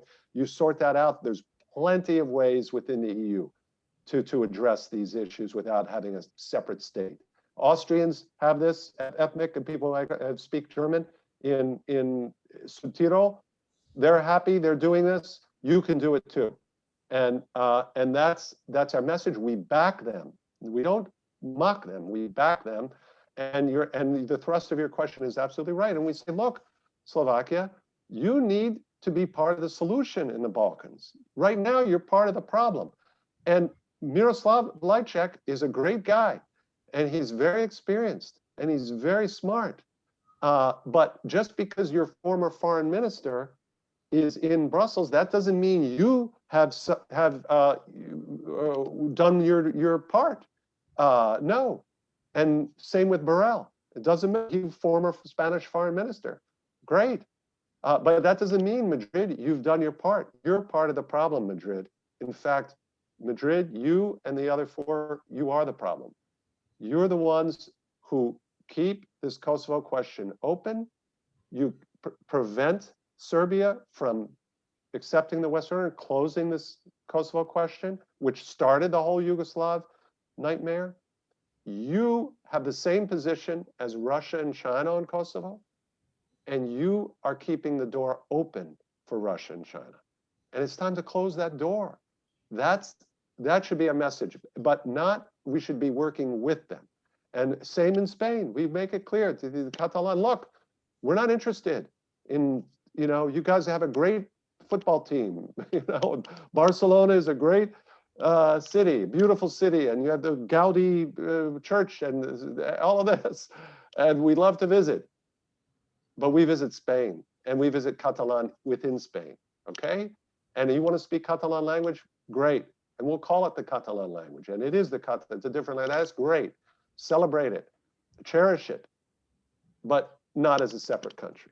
We're not interested in dismantling. Spain is a multinational state. We're not interested in dismantling it.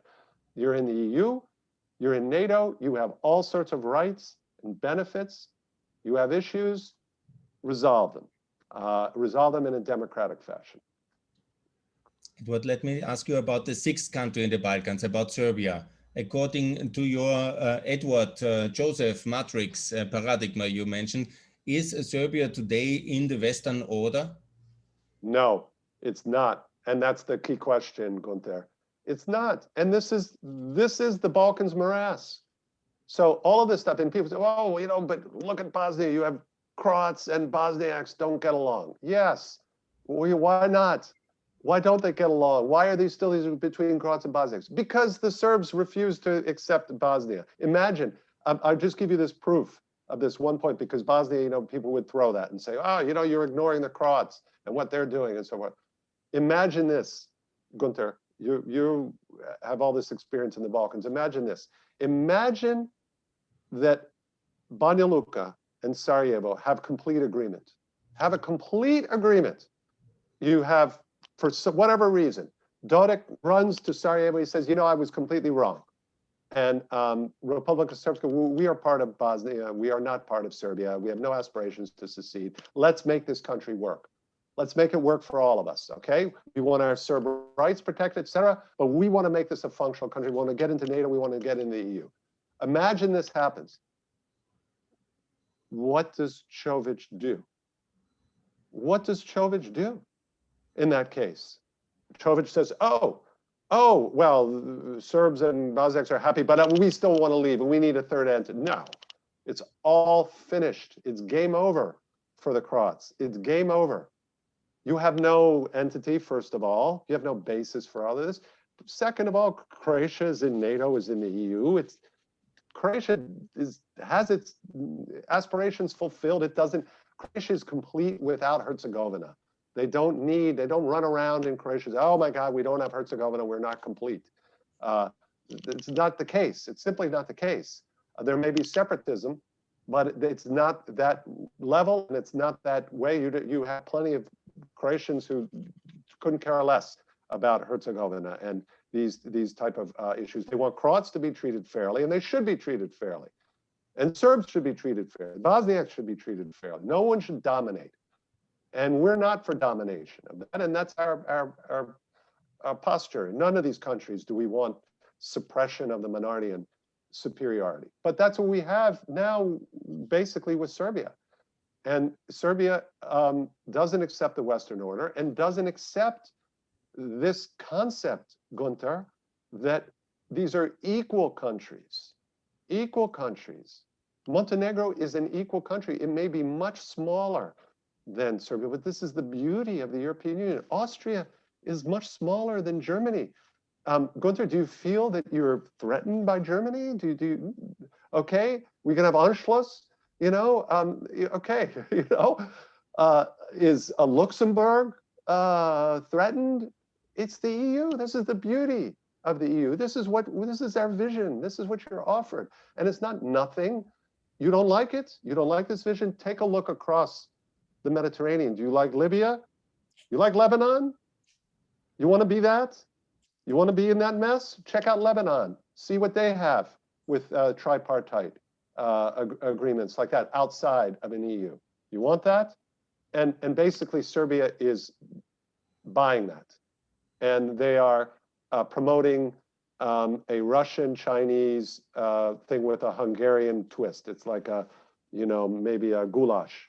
You could call it a Hungarian goulash with a lot of Slavic spice thrown in. Okay, and it's not very appetizing. Let me tell you, it's not appetizing at all when you mix goulash and a lot of Slavic things that kiseli kupus and things like this that don't go with goulash in the same way. Maybe kiseli kupus does, but that's another story. But they're basically, it's a charade. It's a Hungarian goulash charade, and which Serbia says, oh, we're an EU candidate, we're joining the EU. And you know the old expression, action speaks louder than words. I think they've, in last year, opened 0 chapters. I think they partially completed 2.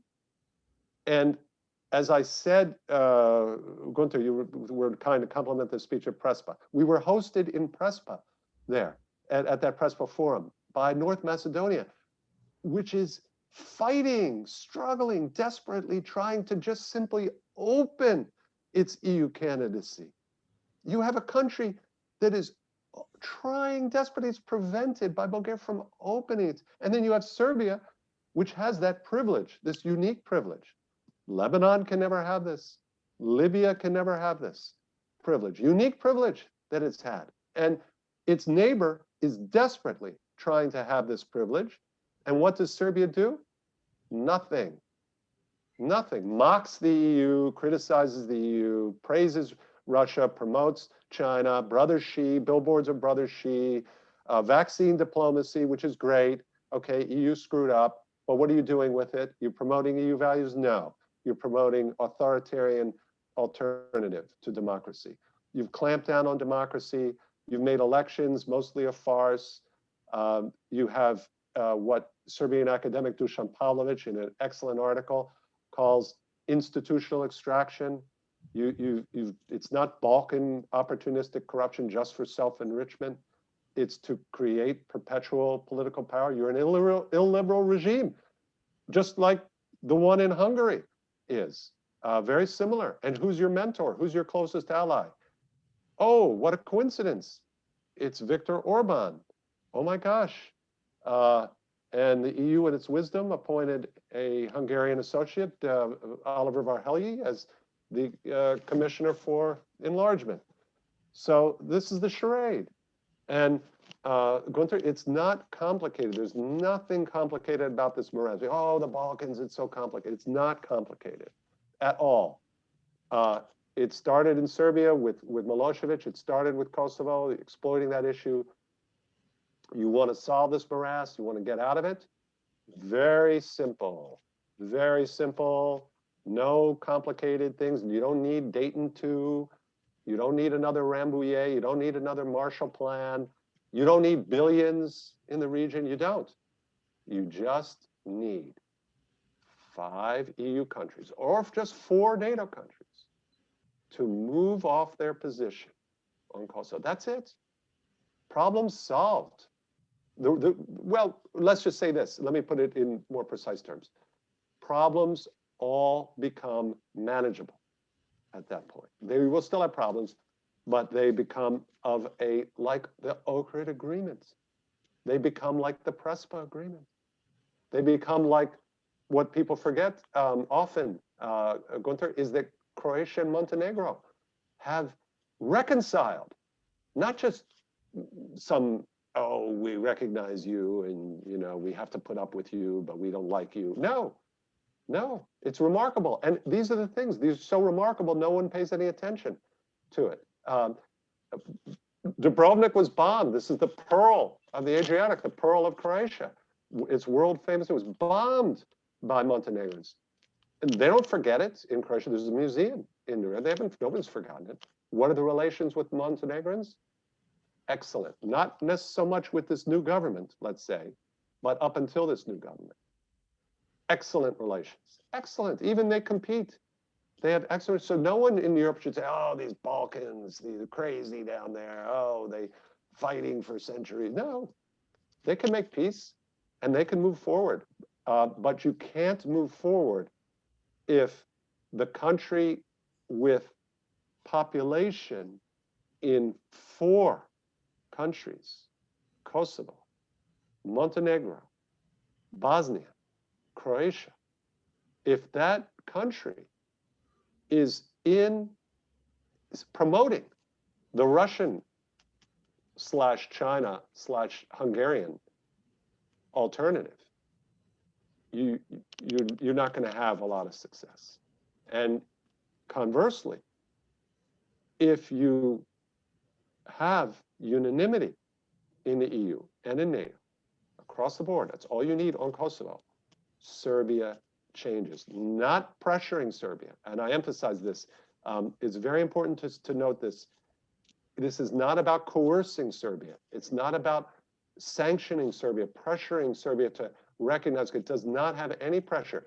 It's simply removing the leverage that Serbia has over Kosovo. The rest comes naturally. And no Rambouillets and dramas. The rest comes naturally because Serbia will have no other choice at that point to accept the Western order. Russia and China will not be able to do anything for it anymore on Kosovo. And the game will be, Russia will still try and so forth. All of these things will become manageable. Dodic's, shenanigans, all of this will become manageable if this approach is taken. But if the EU continues, if Madrid still says, oh no, oh my God, if we are nice to Kosovo, then we will lose Catalonia. If that attitude persists, then Gunther, you and I will be having another podcast in 5 years. And unfortunately, it will not be that much different in that case. Edward, in March 2019, and there was the 20 years anniversary of the Kosovo Liberation War, and the Serbian state organized a state ceremony in Niš, and also Mr. Dodik was invited, and they made very clear statements against the NATO intervention in Kosovo in '99 at that moment. And the complexity also is that most of the EU member states are also NATO member states. Actually, 93% of citizens are NATO members as well of the European Union.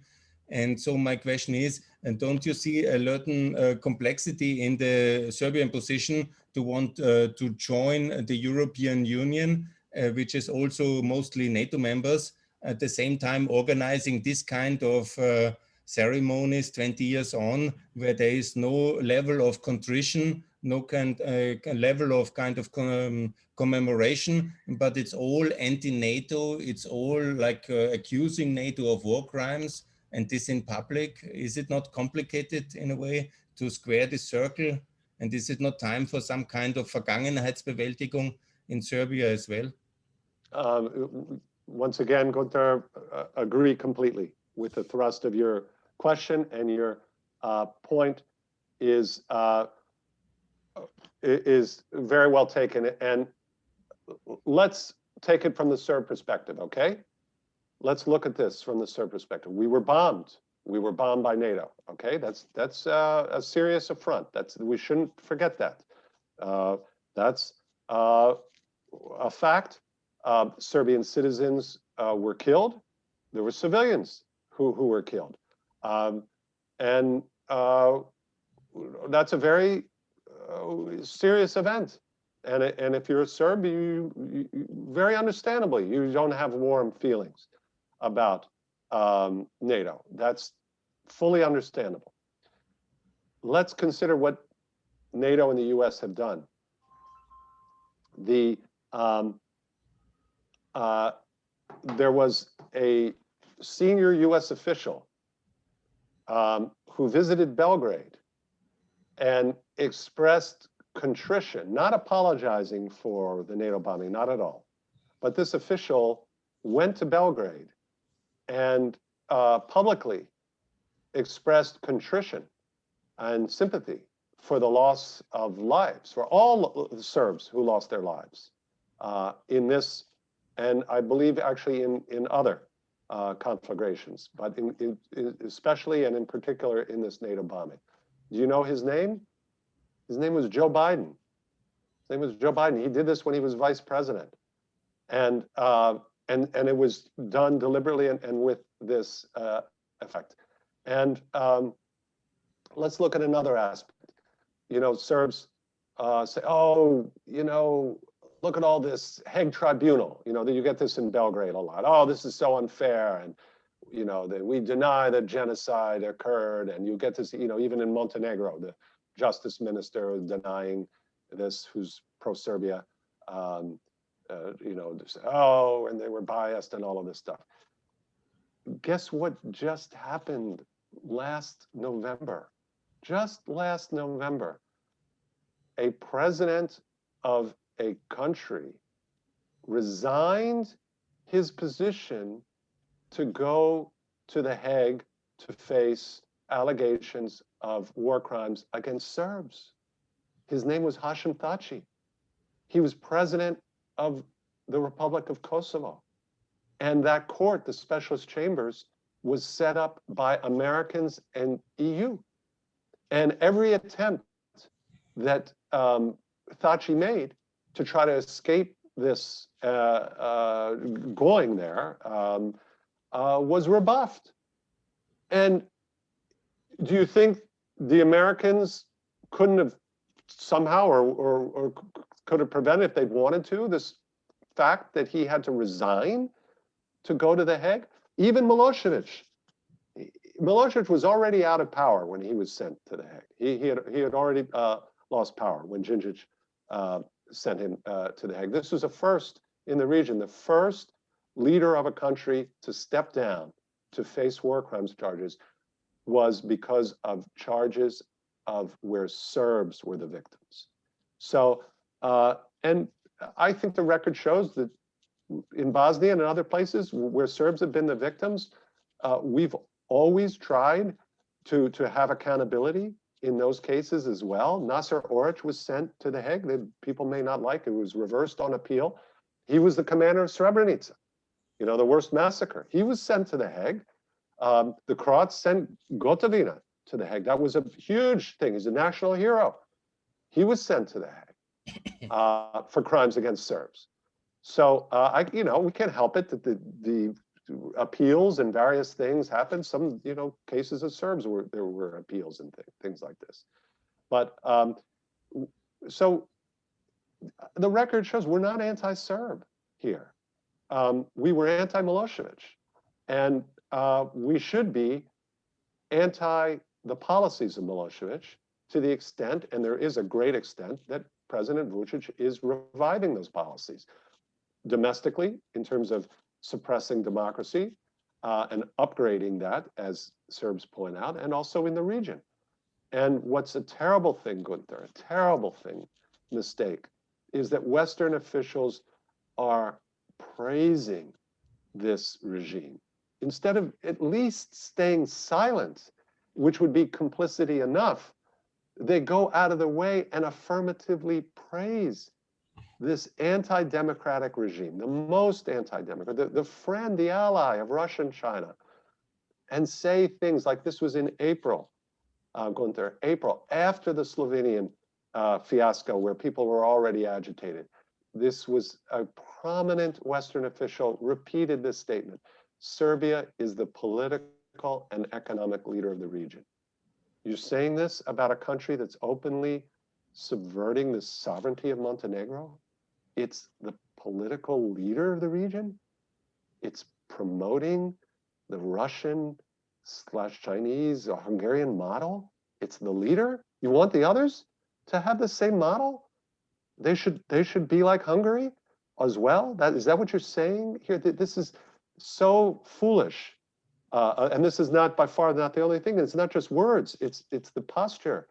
It's the support. So anyone in Serbia, if you're in the Serbian opposition, you think, well, the Vučić government has the support of the US and the EU because it does. And so this is a mistake. And we do this, Gunther, we do this because of the weakness, because of these EU divisions on Kosovo. In 2020, there was this famous Washington agreement and the White House visit of Prime Minister Hoti and President Vučić. And there was a certain feeling that something positive might come out of it. At least Israel has recognized Kosovo. So let me ask you, what was the framework of that? Do you evaluate that positively? Will it be implemented? And is there a kind of follow-up possibility that America will be engaged more in the dialogue between Belgrade and Pristina and contribute towards peacemaking between the two partners in the coming weeks and months? Gunther, let me say something here.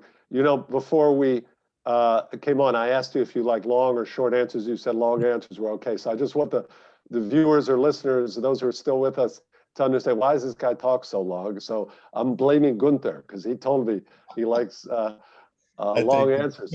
But to those listeners, if it would be easy to make peace in the Balkans, we would have done 20 years ago. Yes, but it is easy. I tell you, it is easy and it's simple. But I just give, what's in each case here, I want to point out, I give you a short answer. But I give the support because I give what takes a long time is I anticipate what critics would say. So that's why I take time and and I give some background, for example, why Croatian Serbs had to flee there because of Milosevic. And I give that background because I think it's relevant and people don't know that. And otherwise they think, oh, well, gee, they were victims too. And they were mainly victims of Milosevic. They are not that Tudjman didn't have responsibility as well, but you can point your finger foremost at Milosevic there. And in this, I'm going to give you a one-word answer to your question about the Washington Agreement. I will go on and back it up, but the answer I'm going to give you is only one word. The Washington Agreement was a distraction. That's the word I'm giving you. It was a distraction. It accomplished virtually very marginal positive things, and has serious potential downsides. This is this Trump-Grenell policy of economic normalization, and it's an important question, Gunther, that you raise, because there are all these believers now. All of a sudden, this Balkans morass has been around 20 years, Gunther, and all of a sudden people have discovered that, oh, if they only trade, then things will be fine. Oh, but no one ever realized this before. No one ever realized, oh, gee, we can make money if we trade, and we have to teach them to trade because they didn't figure that out, somehow. And I'm going to explain this in 3 or 4 points very clearly why this quote economic normalization process needs to be very carefully thought out. Number one, look what happened in the Washington Agreement. Do you remember what happened? Oh, big White House thing. Oh my gosh. Vučić and Hoti, who was then prime minister, Kosovo. Oh, look at this. There, Trump, economic normalization, look how popular this is. And then they went back to Pristina and Belgrade and they said, oh, this is great. Look at all this economic normalization. They were very excited in Pristina and they were very excited in Belgrade. And Grenell came over and delegations came over and they opened the office of this Development Finance Corporation of the US, a regional office. And they actually implemented some of these things. The border thing changed. And these, this is good. And then they had this began this study about the lake, the disputed lake. And, this is really, wow, this is really good. And what happened to the relations, Gunther? What happened with all of these positive things developed? What happened to the relations within weeks, Gunther? Within weeks, almost days, really. Politically, this is all these positive political things that are happening. You know what happened in the relations? Nosedive. One word, nosedive. The worst political relations between Belgrade and Pristina in years. In years. You had the Serbian defense minister using, I'm not going to say the word, using the ugly, bigoted word for Albanian, using it in speech and using it in writing, using it repeatedly and deliberately and provocatively and defiantly, okay? You had this, he's now the interior minister, Vulin, okay? You had the then foreign minister, Ivica Dačić, go on Serbian television and like a mafia don say these words. If you speak Serbian, it really, you can hear it even. See, he says in Serbian, what do we do with Serbs who show where the Croats and Albanians are buried? It's like the Godfather. It's like the guy talking like the Godfather. What do we do with such people who show where they come on? What is the signal? This, it's clear, menacing signal. It was within a few weeks of this breakthrough economic White House agreement, Washington agreement, economic. Within a few weeks, you had Vulin, who is now interior minister and who has repeated this, go on television openly reviving the Milosevic era term with a new spin, Serb world. He went on television. He said, look, we had this great victory in Montenegro elections. Now the way is clear. We're going to have Serb world under President Vučić. And then, Vučić, oh, well, that's just his opinion and, all of this nonsense. This is Milosevic talk. And what do the Western officials say about this? This is egregious. You're talking about Greater Serbia. Here, everyone knows that. And then you turn around and say you don't want Greater Albania. And you're openly promoting this. And what do we say? We say, oh, you're an exporter of, the next month, the senior official said, oh, Serbia's an exporter of security to the region. Oh, you're the leader. You're the political and economic leader. You're great. You're doing everything right. And this is a mistake. And you mentioned Greece, that we do this in Greece. That's completely different. Greece is a responsible country. Serbia is not. The Vučić regime is not a responsible country. You can't say, well, we do this in Greece and we're praising them and trying to get them, and so we're doing the same thing. No, you're not.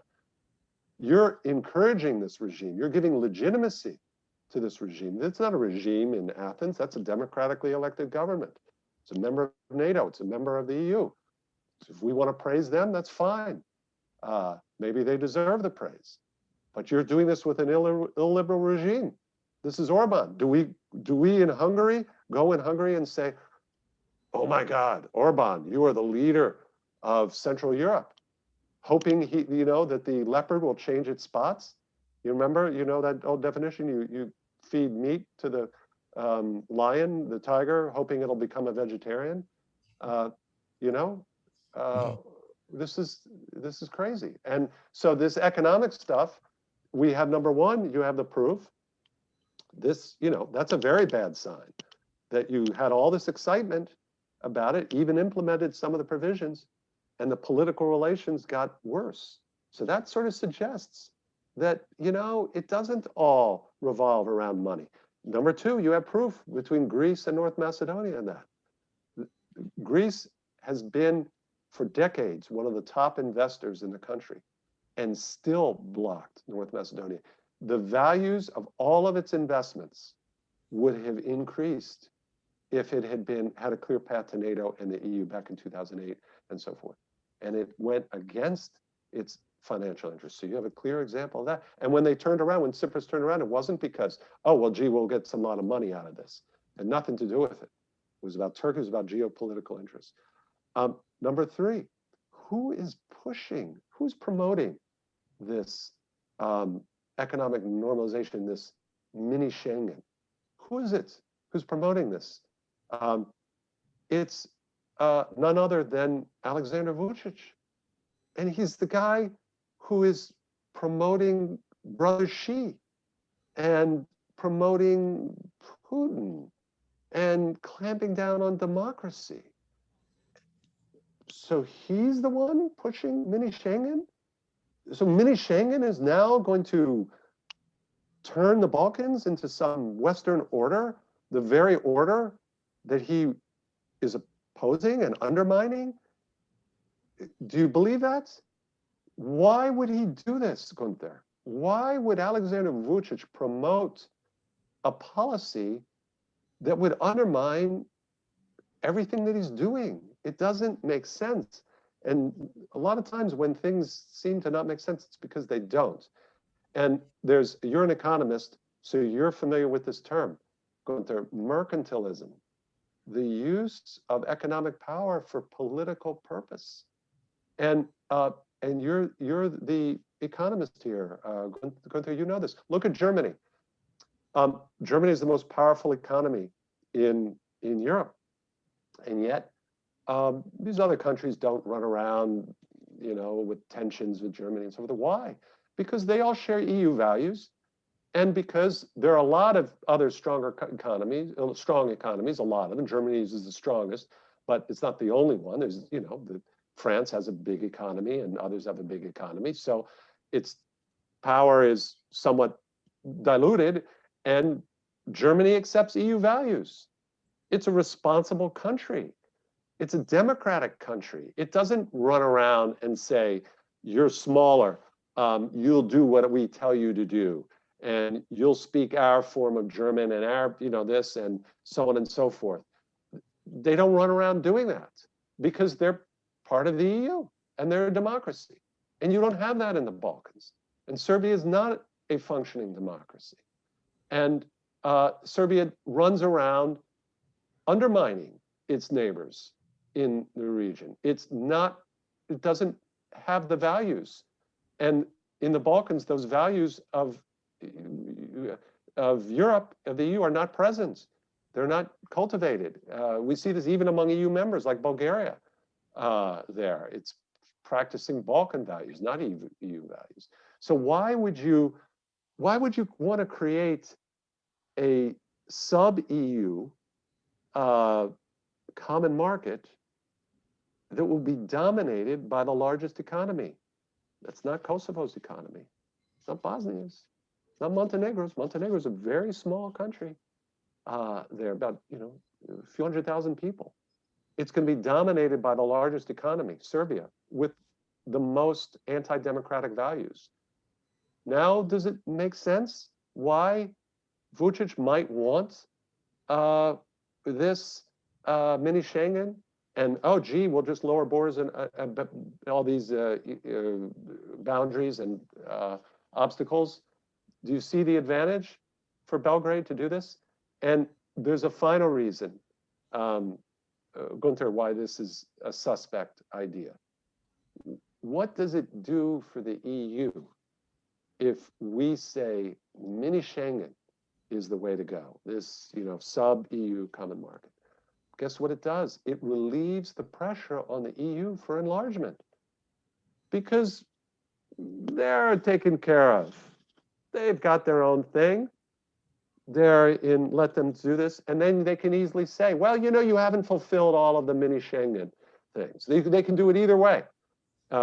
Paris or Brussels, any of these countries, either Brussels overall or Paris or they can do it either way. They can say, hey, you haven't fulfilled all of your mini Schengen things yet. You haven't eliminated all of your, boundary issues and these border stoppage questions. So you get back to us when you complete all of this. And if they do complete all of this, then they can say, look there, look what they're doing. They have this regional deal, and and oh, there's still problems. Well, it's still problems. They did the regional deal, and there's still problems. So we don't want these problems. So either way, they come out of it. You've relieved the pressure on the EU to do what it says it will do, which is to bring them into the EU. So you asked me, do they need economic growth? Gunther, of course they need economic growth, but there are ways to achieve that don't involve giving political power to the ally of Russia, China, and Hungary. Edward, let me ask you about the dialogue, because until 2013, that was kind of effective between Serbia and Pristina. America and Europe worked together. Then came a period where Europe was managing the dialogue more or less alone. And then came a period, and later with Mr. Grenell, there was this spectacular chaotic phase. Yeah? Will now, under President Biden, America also appoint a special envoy for the dialogue? Do you recommend this, or should be some kind of American contribution to this dialogue between Belgrade and Pristina, also from a special envoy? The answer, I'm going to be very honest with you and your listeners and viewers. I don't know what they're going to do on special envoy or not. And in terms of my opinion on it, what's much more important than that is the policy. So it's not, that's secondary. What's important is the policy, and that the policy is grounded in very clear principles, which say, number one, we have US interests in this region. Number two, these interests can be protected as long as we stand up for our values, because that's what it's all about. As long as we stand up for our values, American interests are protected. But our European partners also have to stand up for our values. And they cannot force us into a situation where we violate our values the way we did with the land swap. And I'm very sorry to say, I just heard a US official basically say, we're okay with the land swap. I was surprised. Yeah, I was surprised. Said the issue is we don't set the red lines. Well, we do. We do set the red lines. That's the job of the EU and the US and NATO. That's the point of NATO. NATO is a red line in many ways. EU is a lot of red lines. And this individual says, we don't set the red lines. Well, we do set the red lines. Look at the Slovenian non-paper. If you don't set the red lines, this was just said, by the way. This official just said this yesterday. This is available on YouTube, etc. So it's not just some quirky thing. You can hear it. That's a quote. We don't set the red. Was directly asked the official, what about the changing borders? Was directly asked, what about changing borders? In this case, of the land swap, and that was the answer. We don't set the red lines. I was very disappointed, and actually, that was a U.S. official. Lychak does set a red line. In contrast to this U.S. official, Lychak has said repeatedly that changing borders and land swap, he stated this repeatedly. This is against European values. It's against American values. It's against American interests. But this official didn't say that. This official said the opposite. He said, we don't set the red lines. And he basically said, well, Kosovo doesn't really want it. But otherwise, we would be fine with it. That was sort of the implication. And I was, 1 second.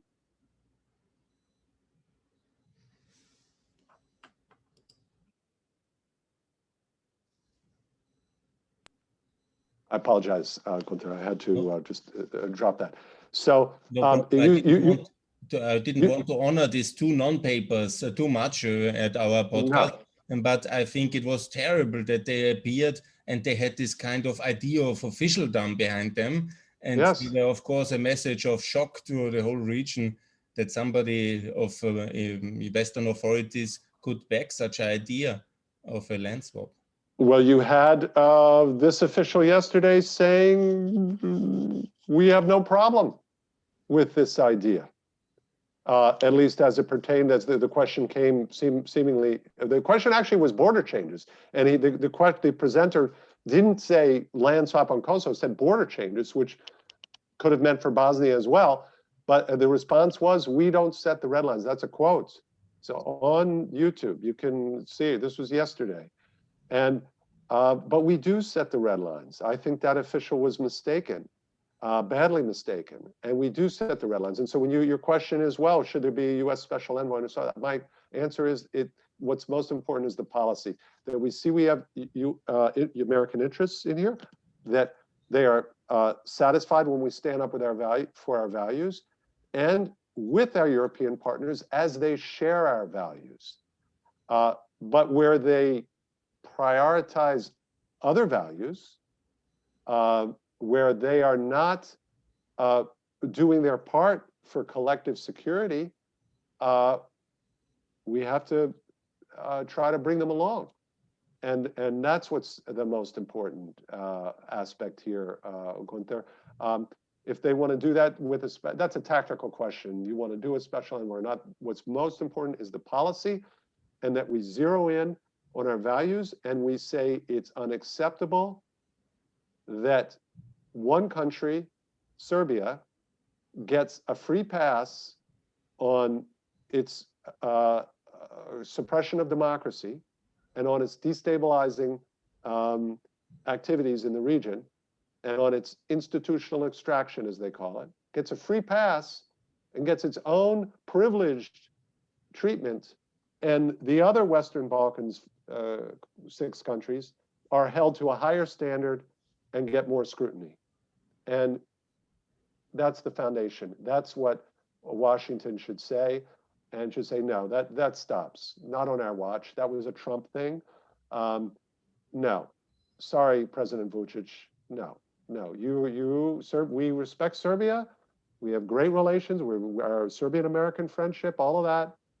But your country, our vision is Serbia is a great nation, a proud nation that should take its place with the other great and proud nations of the region. But in your article on policy now, the Balkan morass, you raised a very interesting and very, very powerful idea, the idea of an American mutual defense treaty with Kosovo based on the South Korean model. And this is a very powerful idea and potentially a game changer to the positive for the Balkans. What's your take on that? Why you propose this at the moment? Is there a chance to get this done? Because that would be very meaningful, obviously, for making clarity in the Balkans right now. Gunther, let me answer the second part. Is there a chance? What you do and what I do is to try to introduce ideas and analysis that focuses people, so it doesn't happen, just like that. But we have to expose the problems, and we have to expose the possible solutions. What the problem was, the entire problem boils down to this leverage issue. We don't have leverage over Serbia. We, quote, need Serbia more than Serbia needs the West. So the West needs Serbia more than Serbia needs the West. And so that's why we're stuck in this thing of kowtowing to Belgrade, turning a blind eye to its abuse of democracy, systematic corruption. We turn a blind eye and praise, oh, you're so wonderful, you're a leader. Turn a blind eye to its subversion of its neighbors. And we do this because we don't have leverage. And we don't have leverage because of these 5 EU countries. There's no mystery. There's no mystery. And so my point is, well, if these 5 EU countries, only 4 with NATO, if they won't cooperate with us, if they won't at least take away the non-recognition campaign and Union of Kosovo and Armenia, if they at least, without recognizing, they don't even need to recognize, but if they can't, even at this lower, more modest level that doesn't put Catalonia at risk, if they say no, can't do it, oh my God, Catalonia we will have all sorts of problems with Catalonia. If that's their posture, then we have to say this, Gunther. We have to say, well, we have two options. One is we can continue pretending that we have a viable strategy. We can continue pretending that Serbia really wants to join the EU, even though it promotes Russian and Chinese values, and Russia and China take advantage. We can continue doing that and just do all the run around and kind of go to Pristina and go to Belgrade and Sarajevo or wherever else. And we kind of say, come on, guys, try to do a little better. And you know, as we're saying, openly say, oh no, you know, look, this is up to you. This is what we say to tell them, Belgrade, Pristina. This is what they say. They say, look, it's up to you. Or we can say, you know what, we have interests here, and we don't think it's a good idea that Russia and China have all of this influence in the region. We think it's actually kind of dangerous. And we know the problem. It's leverage over Serbia. So you don't want to move? You want to continue with this exaggerated approach because of Catalonia? Okay, then you're forcing us to explore our own unilateral American options. And we can have a mutual defense treaty if we want. That's a bilateral thing. We don't need anyone's permission. You're our allies and you're our partners, so we would do this in consultation with you. But we have this option. And I would use it in those terms. It would be a complete game changer. It would be an absolute game changer. And it's one you sometimes need to have that possibility of the game changer to get people to take you seriously and to make the diplomacy work. And remember, I'm all about this being a collaborative approach, not threatening Slovakia and pressuring Romania. No, we back you. We support you. You have a threat. You have a real threat of Hungarian revanchism from Budapest. We back you. We want to support you. You need to support us on Kosovo. Let's make it work. You don't? You don't want to cooperate with us? That's not at all. You can't evolve your policy at all, even just take away the non-recognition campaign and union. You can't do that? Sorry. We got to look at other options, because we're not going to just condemn this region to Moscow and to Beijing. That's not acceptable. Eduard, the American Defense Department has their own regional forum called the Adriatic Charter. It's for NATO pre-accession, and it has successfully matured Croatia, Montenegro, Albania, Macedonia towards NATO membership. It's also observer status is Kosovo and it's Serbia. And the question is now, would it be useful to invite also the very pro-Western Ukrainian and Georgian governments to this pre-NATO accession dialogue, in order also avoid this kind of special role which Serbia always plays in the Western Balkan institutions, where it's somehow the big man out, but still too powerful. And by integrating Ukraine into all these frameworks, it would be somehow the good guy as well involved, because Ukraine very pro-Western, pro-American, especially obviously since 2014. So that is this Adriatic Charter question. Okay, Gunther, if I understand, if you're asking me should Ukraine and Georgia enter into sort of a NATO pre-accession status, somehow connected with Balkans, my answer would be no. My answer would be no, very clearly. There is no need to connect Ukraine, Georgia, and the Balkans. It would be a mistake. This would be handing Putin a gift. Ukraine and Georgia are distinct issue. They're distinct in some ways from each other. They're certainly distinct from the Balkans. We do not have the same strategic authority in Ukraine, and because of geography, in Ukraine and in Georgia. that we do in the Balkans. So we have the strategic advantage in the Balkans. Russia does not. We do. NATO does. And we don't take advantage of that. This is what's such a disgrace with this policy of supplicating Belgrade. We're the ones in the strategically strong position there, not Belgrade, not Russia, not China. The EU with on the economic sphere and NATO in the security sphere. And so this is why this is baseless. But that's not the same for Ukraine. The basis is not the same for Ukraine and for Georgia. Those are distinct issues, and I would keep them distinct. I have a question, Edward, about WTO membership, because we have 3 countries which are still not member of WTO from the Western Balkans. That's Bosnia, that's Serbia, and Kosovo. Bosnia and Serbia are a bit more advanced towards WTO membership. Kosovo is somehow frozen or not in the real pre-accession still now. Is there a chance to bring all the 3 countries together with American support into the WTO in order to give them a realistic chance towards EU membership? Because WTO membership is a precondition to EU membership. At least it was never any kind of other precedence up to now. Kosovo, of course, is the outlier there because, you know, Bosnia and Serbia, this is a question. Forgive me, Gunther, I have to take this. If you could just, Gunther, I apologize. That's, I told you, I do a lot of television. That's, was a producer. So, sorry, I had to take that. I put them just up. have 2 more questions because I'm overstretching your patience already, I see. That's okay. But, these are great questions. These are great questions you ask. Thanks a lot. Thank you. And great answers. Yeah. So thanks a lot for your time. Also about the WTO membership of Bosnia, Serbia, and especially to get Kosovo also on track to start the negotiation. And for this American, if I may say so, firepower is absolutely essential in order to break the momentum. And it's one of the things Kosovo has not really started.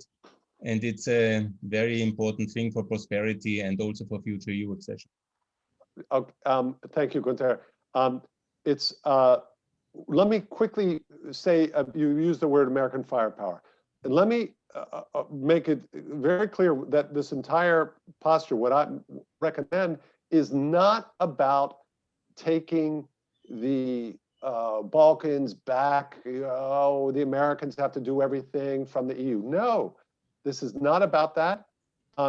Even this approach on Serbia and Kosovo, in my approach, the EU would still be in the lead, and it would have the EU-led dialogue. I don't even say that the US should join necessarily the EU. They can still lead it, and they can do all of these things. It's just we need US leadership to get unity within the EU and within NATO on the region, and for the reasons I've mentioned. And then you address these Serbia's refusal to accept the Western order. That's it. But it's not about taking it over in American firepower. WTO is a great question, and Kosovo again is the outlier. The more international organizations Kosovo can join, the better. The better for Kosovo. The better for Kosovo Serbs. I should emphasize here. The better for Kosovo Serbs. The better for Serbia. You know, look at Interpol. Whatever their particular reasons in Belgrade and certain anxieties, you know, perhaps related to war criminals or things. What do they say? What is this cliche, the stereotype that they say in Serbia and in Europe? Oh, Kosovo, organized crime. Well, that's what Interpol's mission is to help police fight transnational crime. So all of these international organizations, they strengthen Kosovo. That means it's stronger for Kosovo Serbs. If it develops better trading relationships, that's better for the region. Same with Serbia, same with Bosnia. And the U.S. in this case, it's not about U.S. firepower. It's working with the EU together to promote this. They're working with our EU partners, not America taking it on, but leading where necessary, where the EU is divided. That's my answer to Gunther. Now, mid-June, in the next 2 weeks, is very important because the new American president is coming first time to Europe and has these really important summits, the G7 summit, the NATO summit, the EU-US summit, and then the summit also with President Putin. So will the Balkans be on the agenda for any of that? And do you see any significant breakthrough coming out of these major summits on US-EU relations? With respect, these are different summits, so they're all connected. But let's be clear: the agenda of the Putin that meeting with President Biden, that's going to be different. Some of these similar issues will have been raised and discussed, and that's why you do these summits beforehand. You come in, the approach that you want in the summit is strength. So President Biden, they're doing the right thing here. This isn't just some ad hoc summit. It's timed with these meetings with allies. So what the administration wants to do, the strategy that you want to do, Gunther, I'm sure you know this, is you want to have these strengthening meetings with your partners, with your allies, and you want to build unity. You don't want a lot of dissension there. And you want to build that unity around key issues like threats that Russia and threats that China pose, your most important issues. So are Balkans at the height of that agenda? They're not. And so it's unlikely to figure in. And we already see what the policy is with the EU-led dialogue and so forth. And so we're not there yet, but we can be hopeful that there's still a lot of potential for change of approach. You have to remember the administration is still relatively new in our terms. We have a different system. It's not parliamentary. Our officials have to be confirmed. In a parliamentary system, you start right away. Once the government is formed, the ministers get portfolios and they're in. In our system, not only does the minister, the secretary, these lower ranking officials have to be confirmed. Do you realize, we talk about Balkans, as far as I'm aware, the official who's been nominated for this issue, that's the assistant secretary for Europe, Karen Donfried, who's very capable, coming from German Marshall Fund. You may know her. Many of your colleagues may know Karen Donfried, a highly capable, highly regarded individual. My last understanding is she still has not been confirmed, because she has to be. We have that system. The Senate gets to confirm. And then understand the senatorial system. One senator can put a hold on, let's say has some issue with some constituency, and it happened before. It happened with, remember the official. There was an Obama official who was named to this post. The official had said something about Turkey. Constituents of one senator didn't like it, didn't like what he had said. That senator put a hold on this official. One senator did that, and this official was delayed for months, and then had to go, so that the senator could say to his constituents, "I made him come. I told him, he understands why, he was wrong." And you got it, Gunther? And so, so these things take some time in our system, and I'm hopeful that what I call the carryover, you have some inertia of Trump, this Washington Agreement, and it's sort of the mentality underlying the Washington Agreement, giving up on getting a true political settlement there. That was sort of the point. That's what Grinnell did. They went from land swap, which was quick settlement to economic normalization, which is no settlement. So they went from quick settlement, look, we're going to, boom, we're going to solve this overnight. They're going to swap territory, done, we're done. Except, of course, they wouldn't be done because it would be a mess and you'd have all over the region, but they thought they would solve it overnight. And then they went, oh, you know, land swap, Germany, Merkel, Chancellor Merkel stepped in and thankfully, then they went, Gunther, to from overnight solution to no solution. And Grinnell kept saying, oh, you can never have political normalization until there's economic normalization. So that was like, well, that means we're years and years and years away, you know, because this will take time.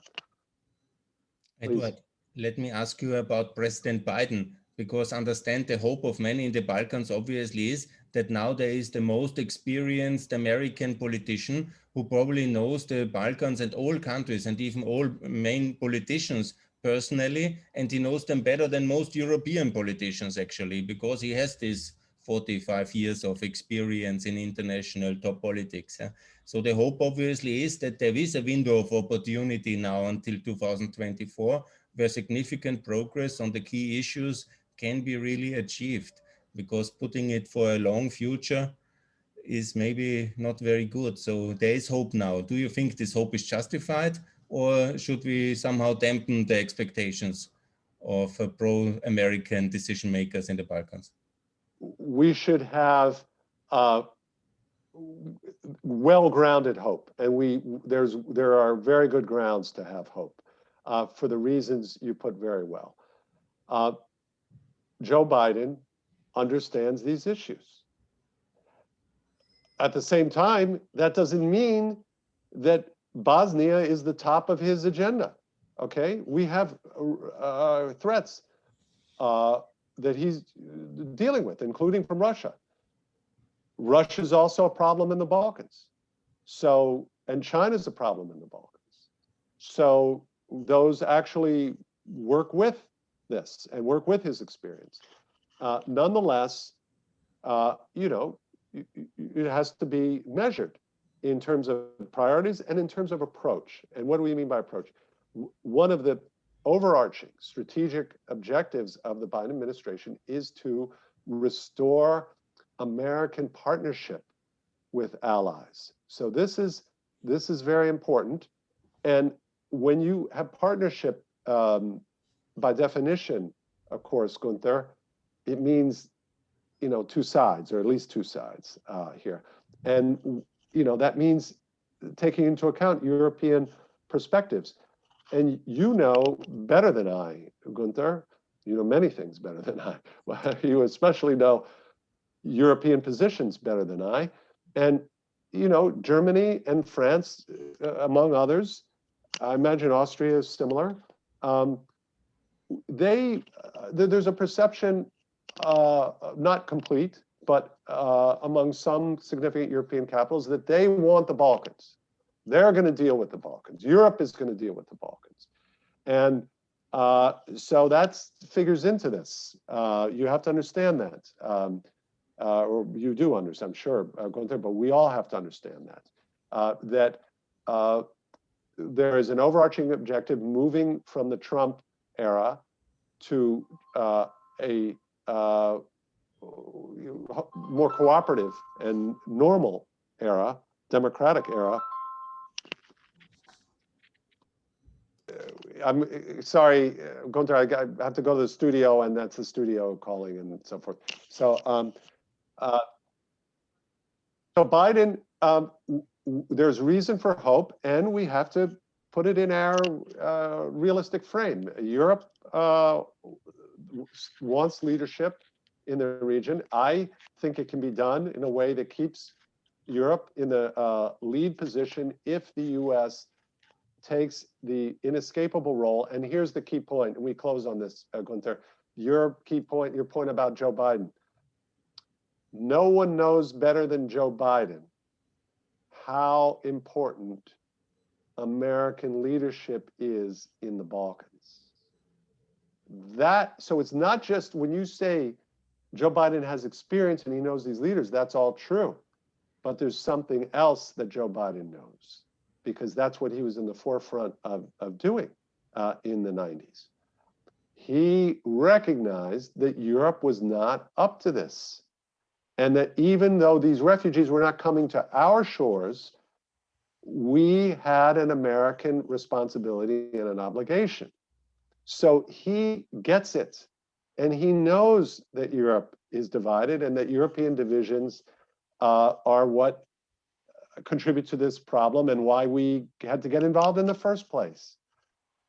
So there is very good grounds for hope. We have to put it in the context of realism, of still relatively new, not all appointments are in. You have a certain inertia from the Trump era, that you have, professional staff that are not political appointees, that are, carrying on a certain, posture and policy. And that doesn't all change immediately as soon as you have a new administration. But there's very good grounds for hope. And overall, there are good grounds for hope in the Balkans, because, Gunther, there's nothing unresolvable in the Balkans. There's nothing in the DNA of the people of the Balkans that makes them have conflicts. And, there's some unique facets of their history and all, but the EU is a remarkable, transformative organization. It's suffered its challenges. Our American democracy has suffered. It still faces very serious challenges. We didn't anticipate this. None of us, Gunther, anticipated this. This populist, anti-democratic, this Trump phenomenon, this populism in Europe, we're dealing with it in America. It's humbled us. But the key, Gunther, and I know you and I share this, it's that our core values, we have to remain strong in our belief. And that's what the administration, that's what these summits are very much about. We have to apply that to the Balkans as well.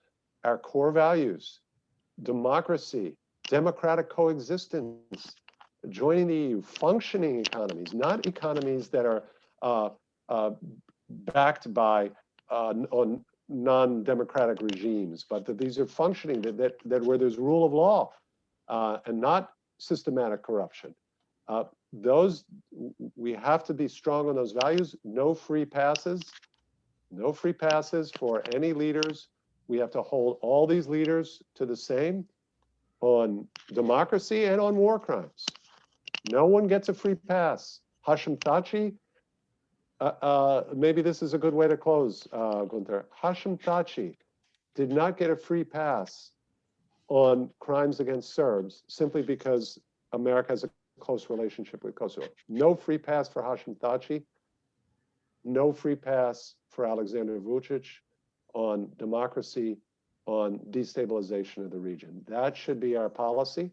And we can achieve it very simply if we come closer together as a EU and a NATO bloc.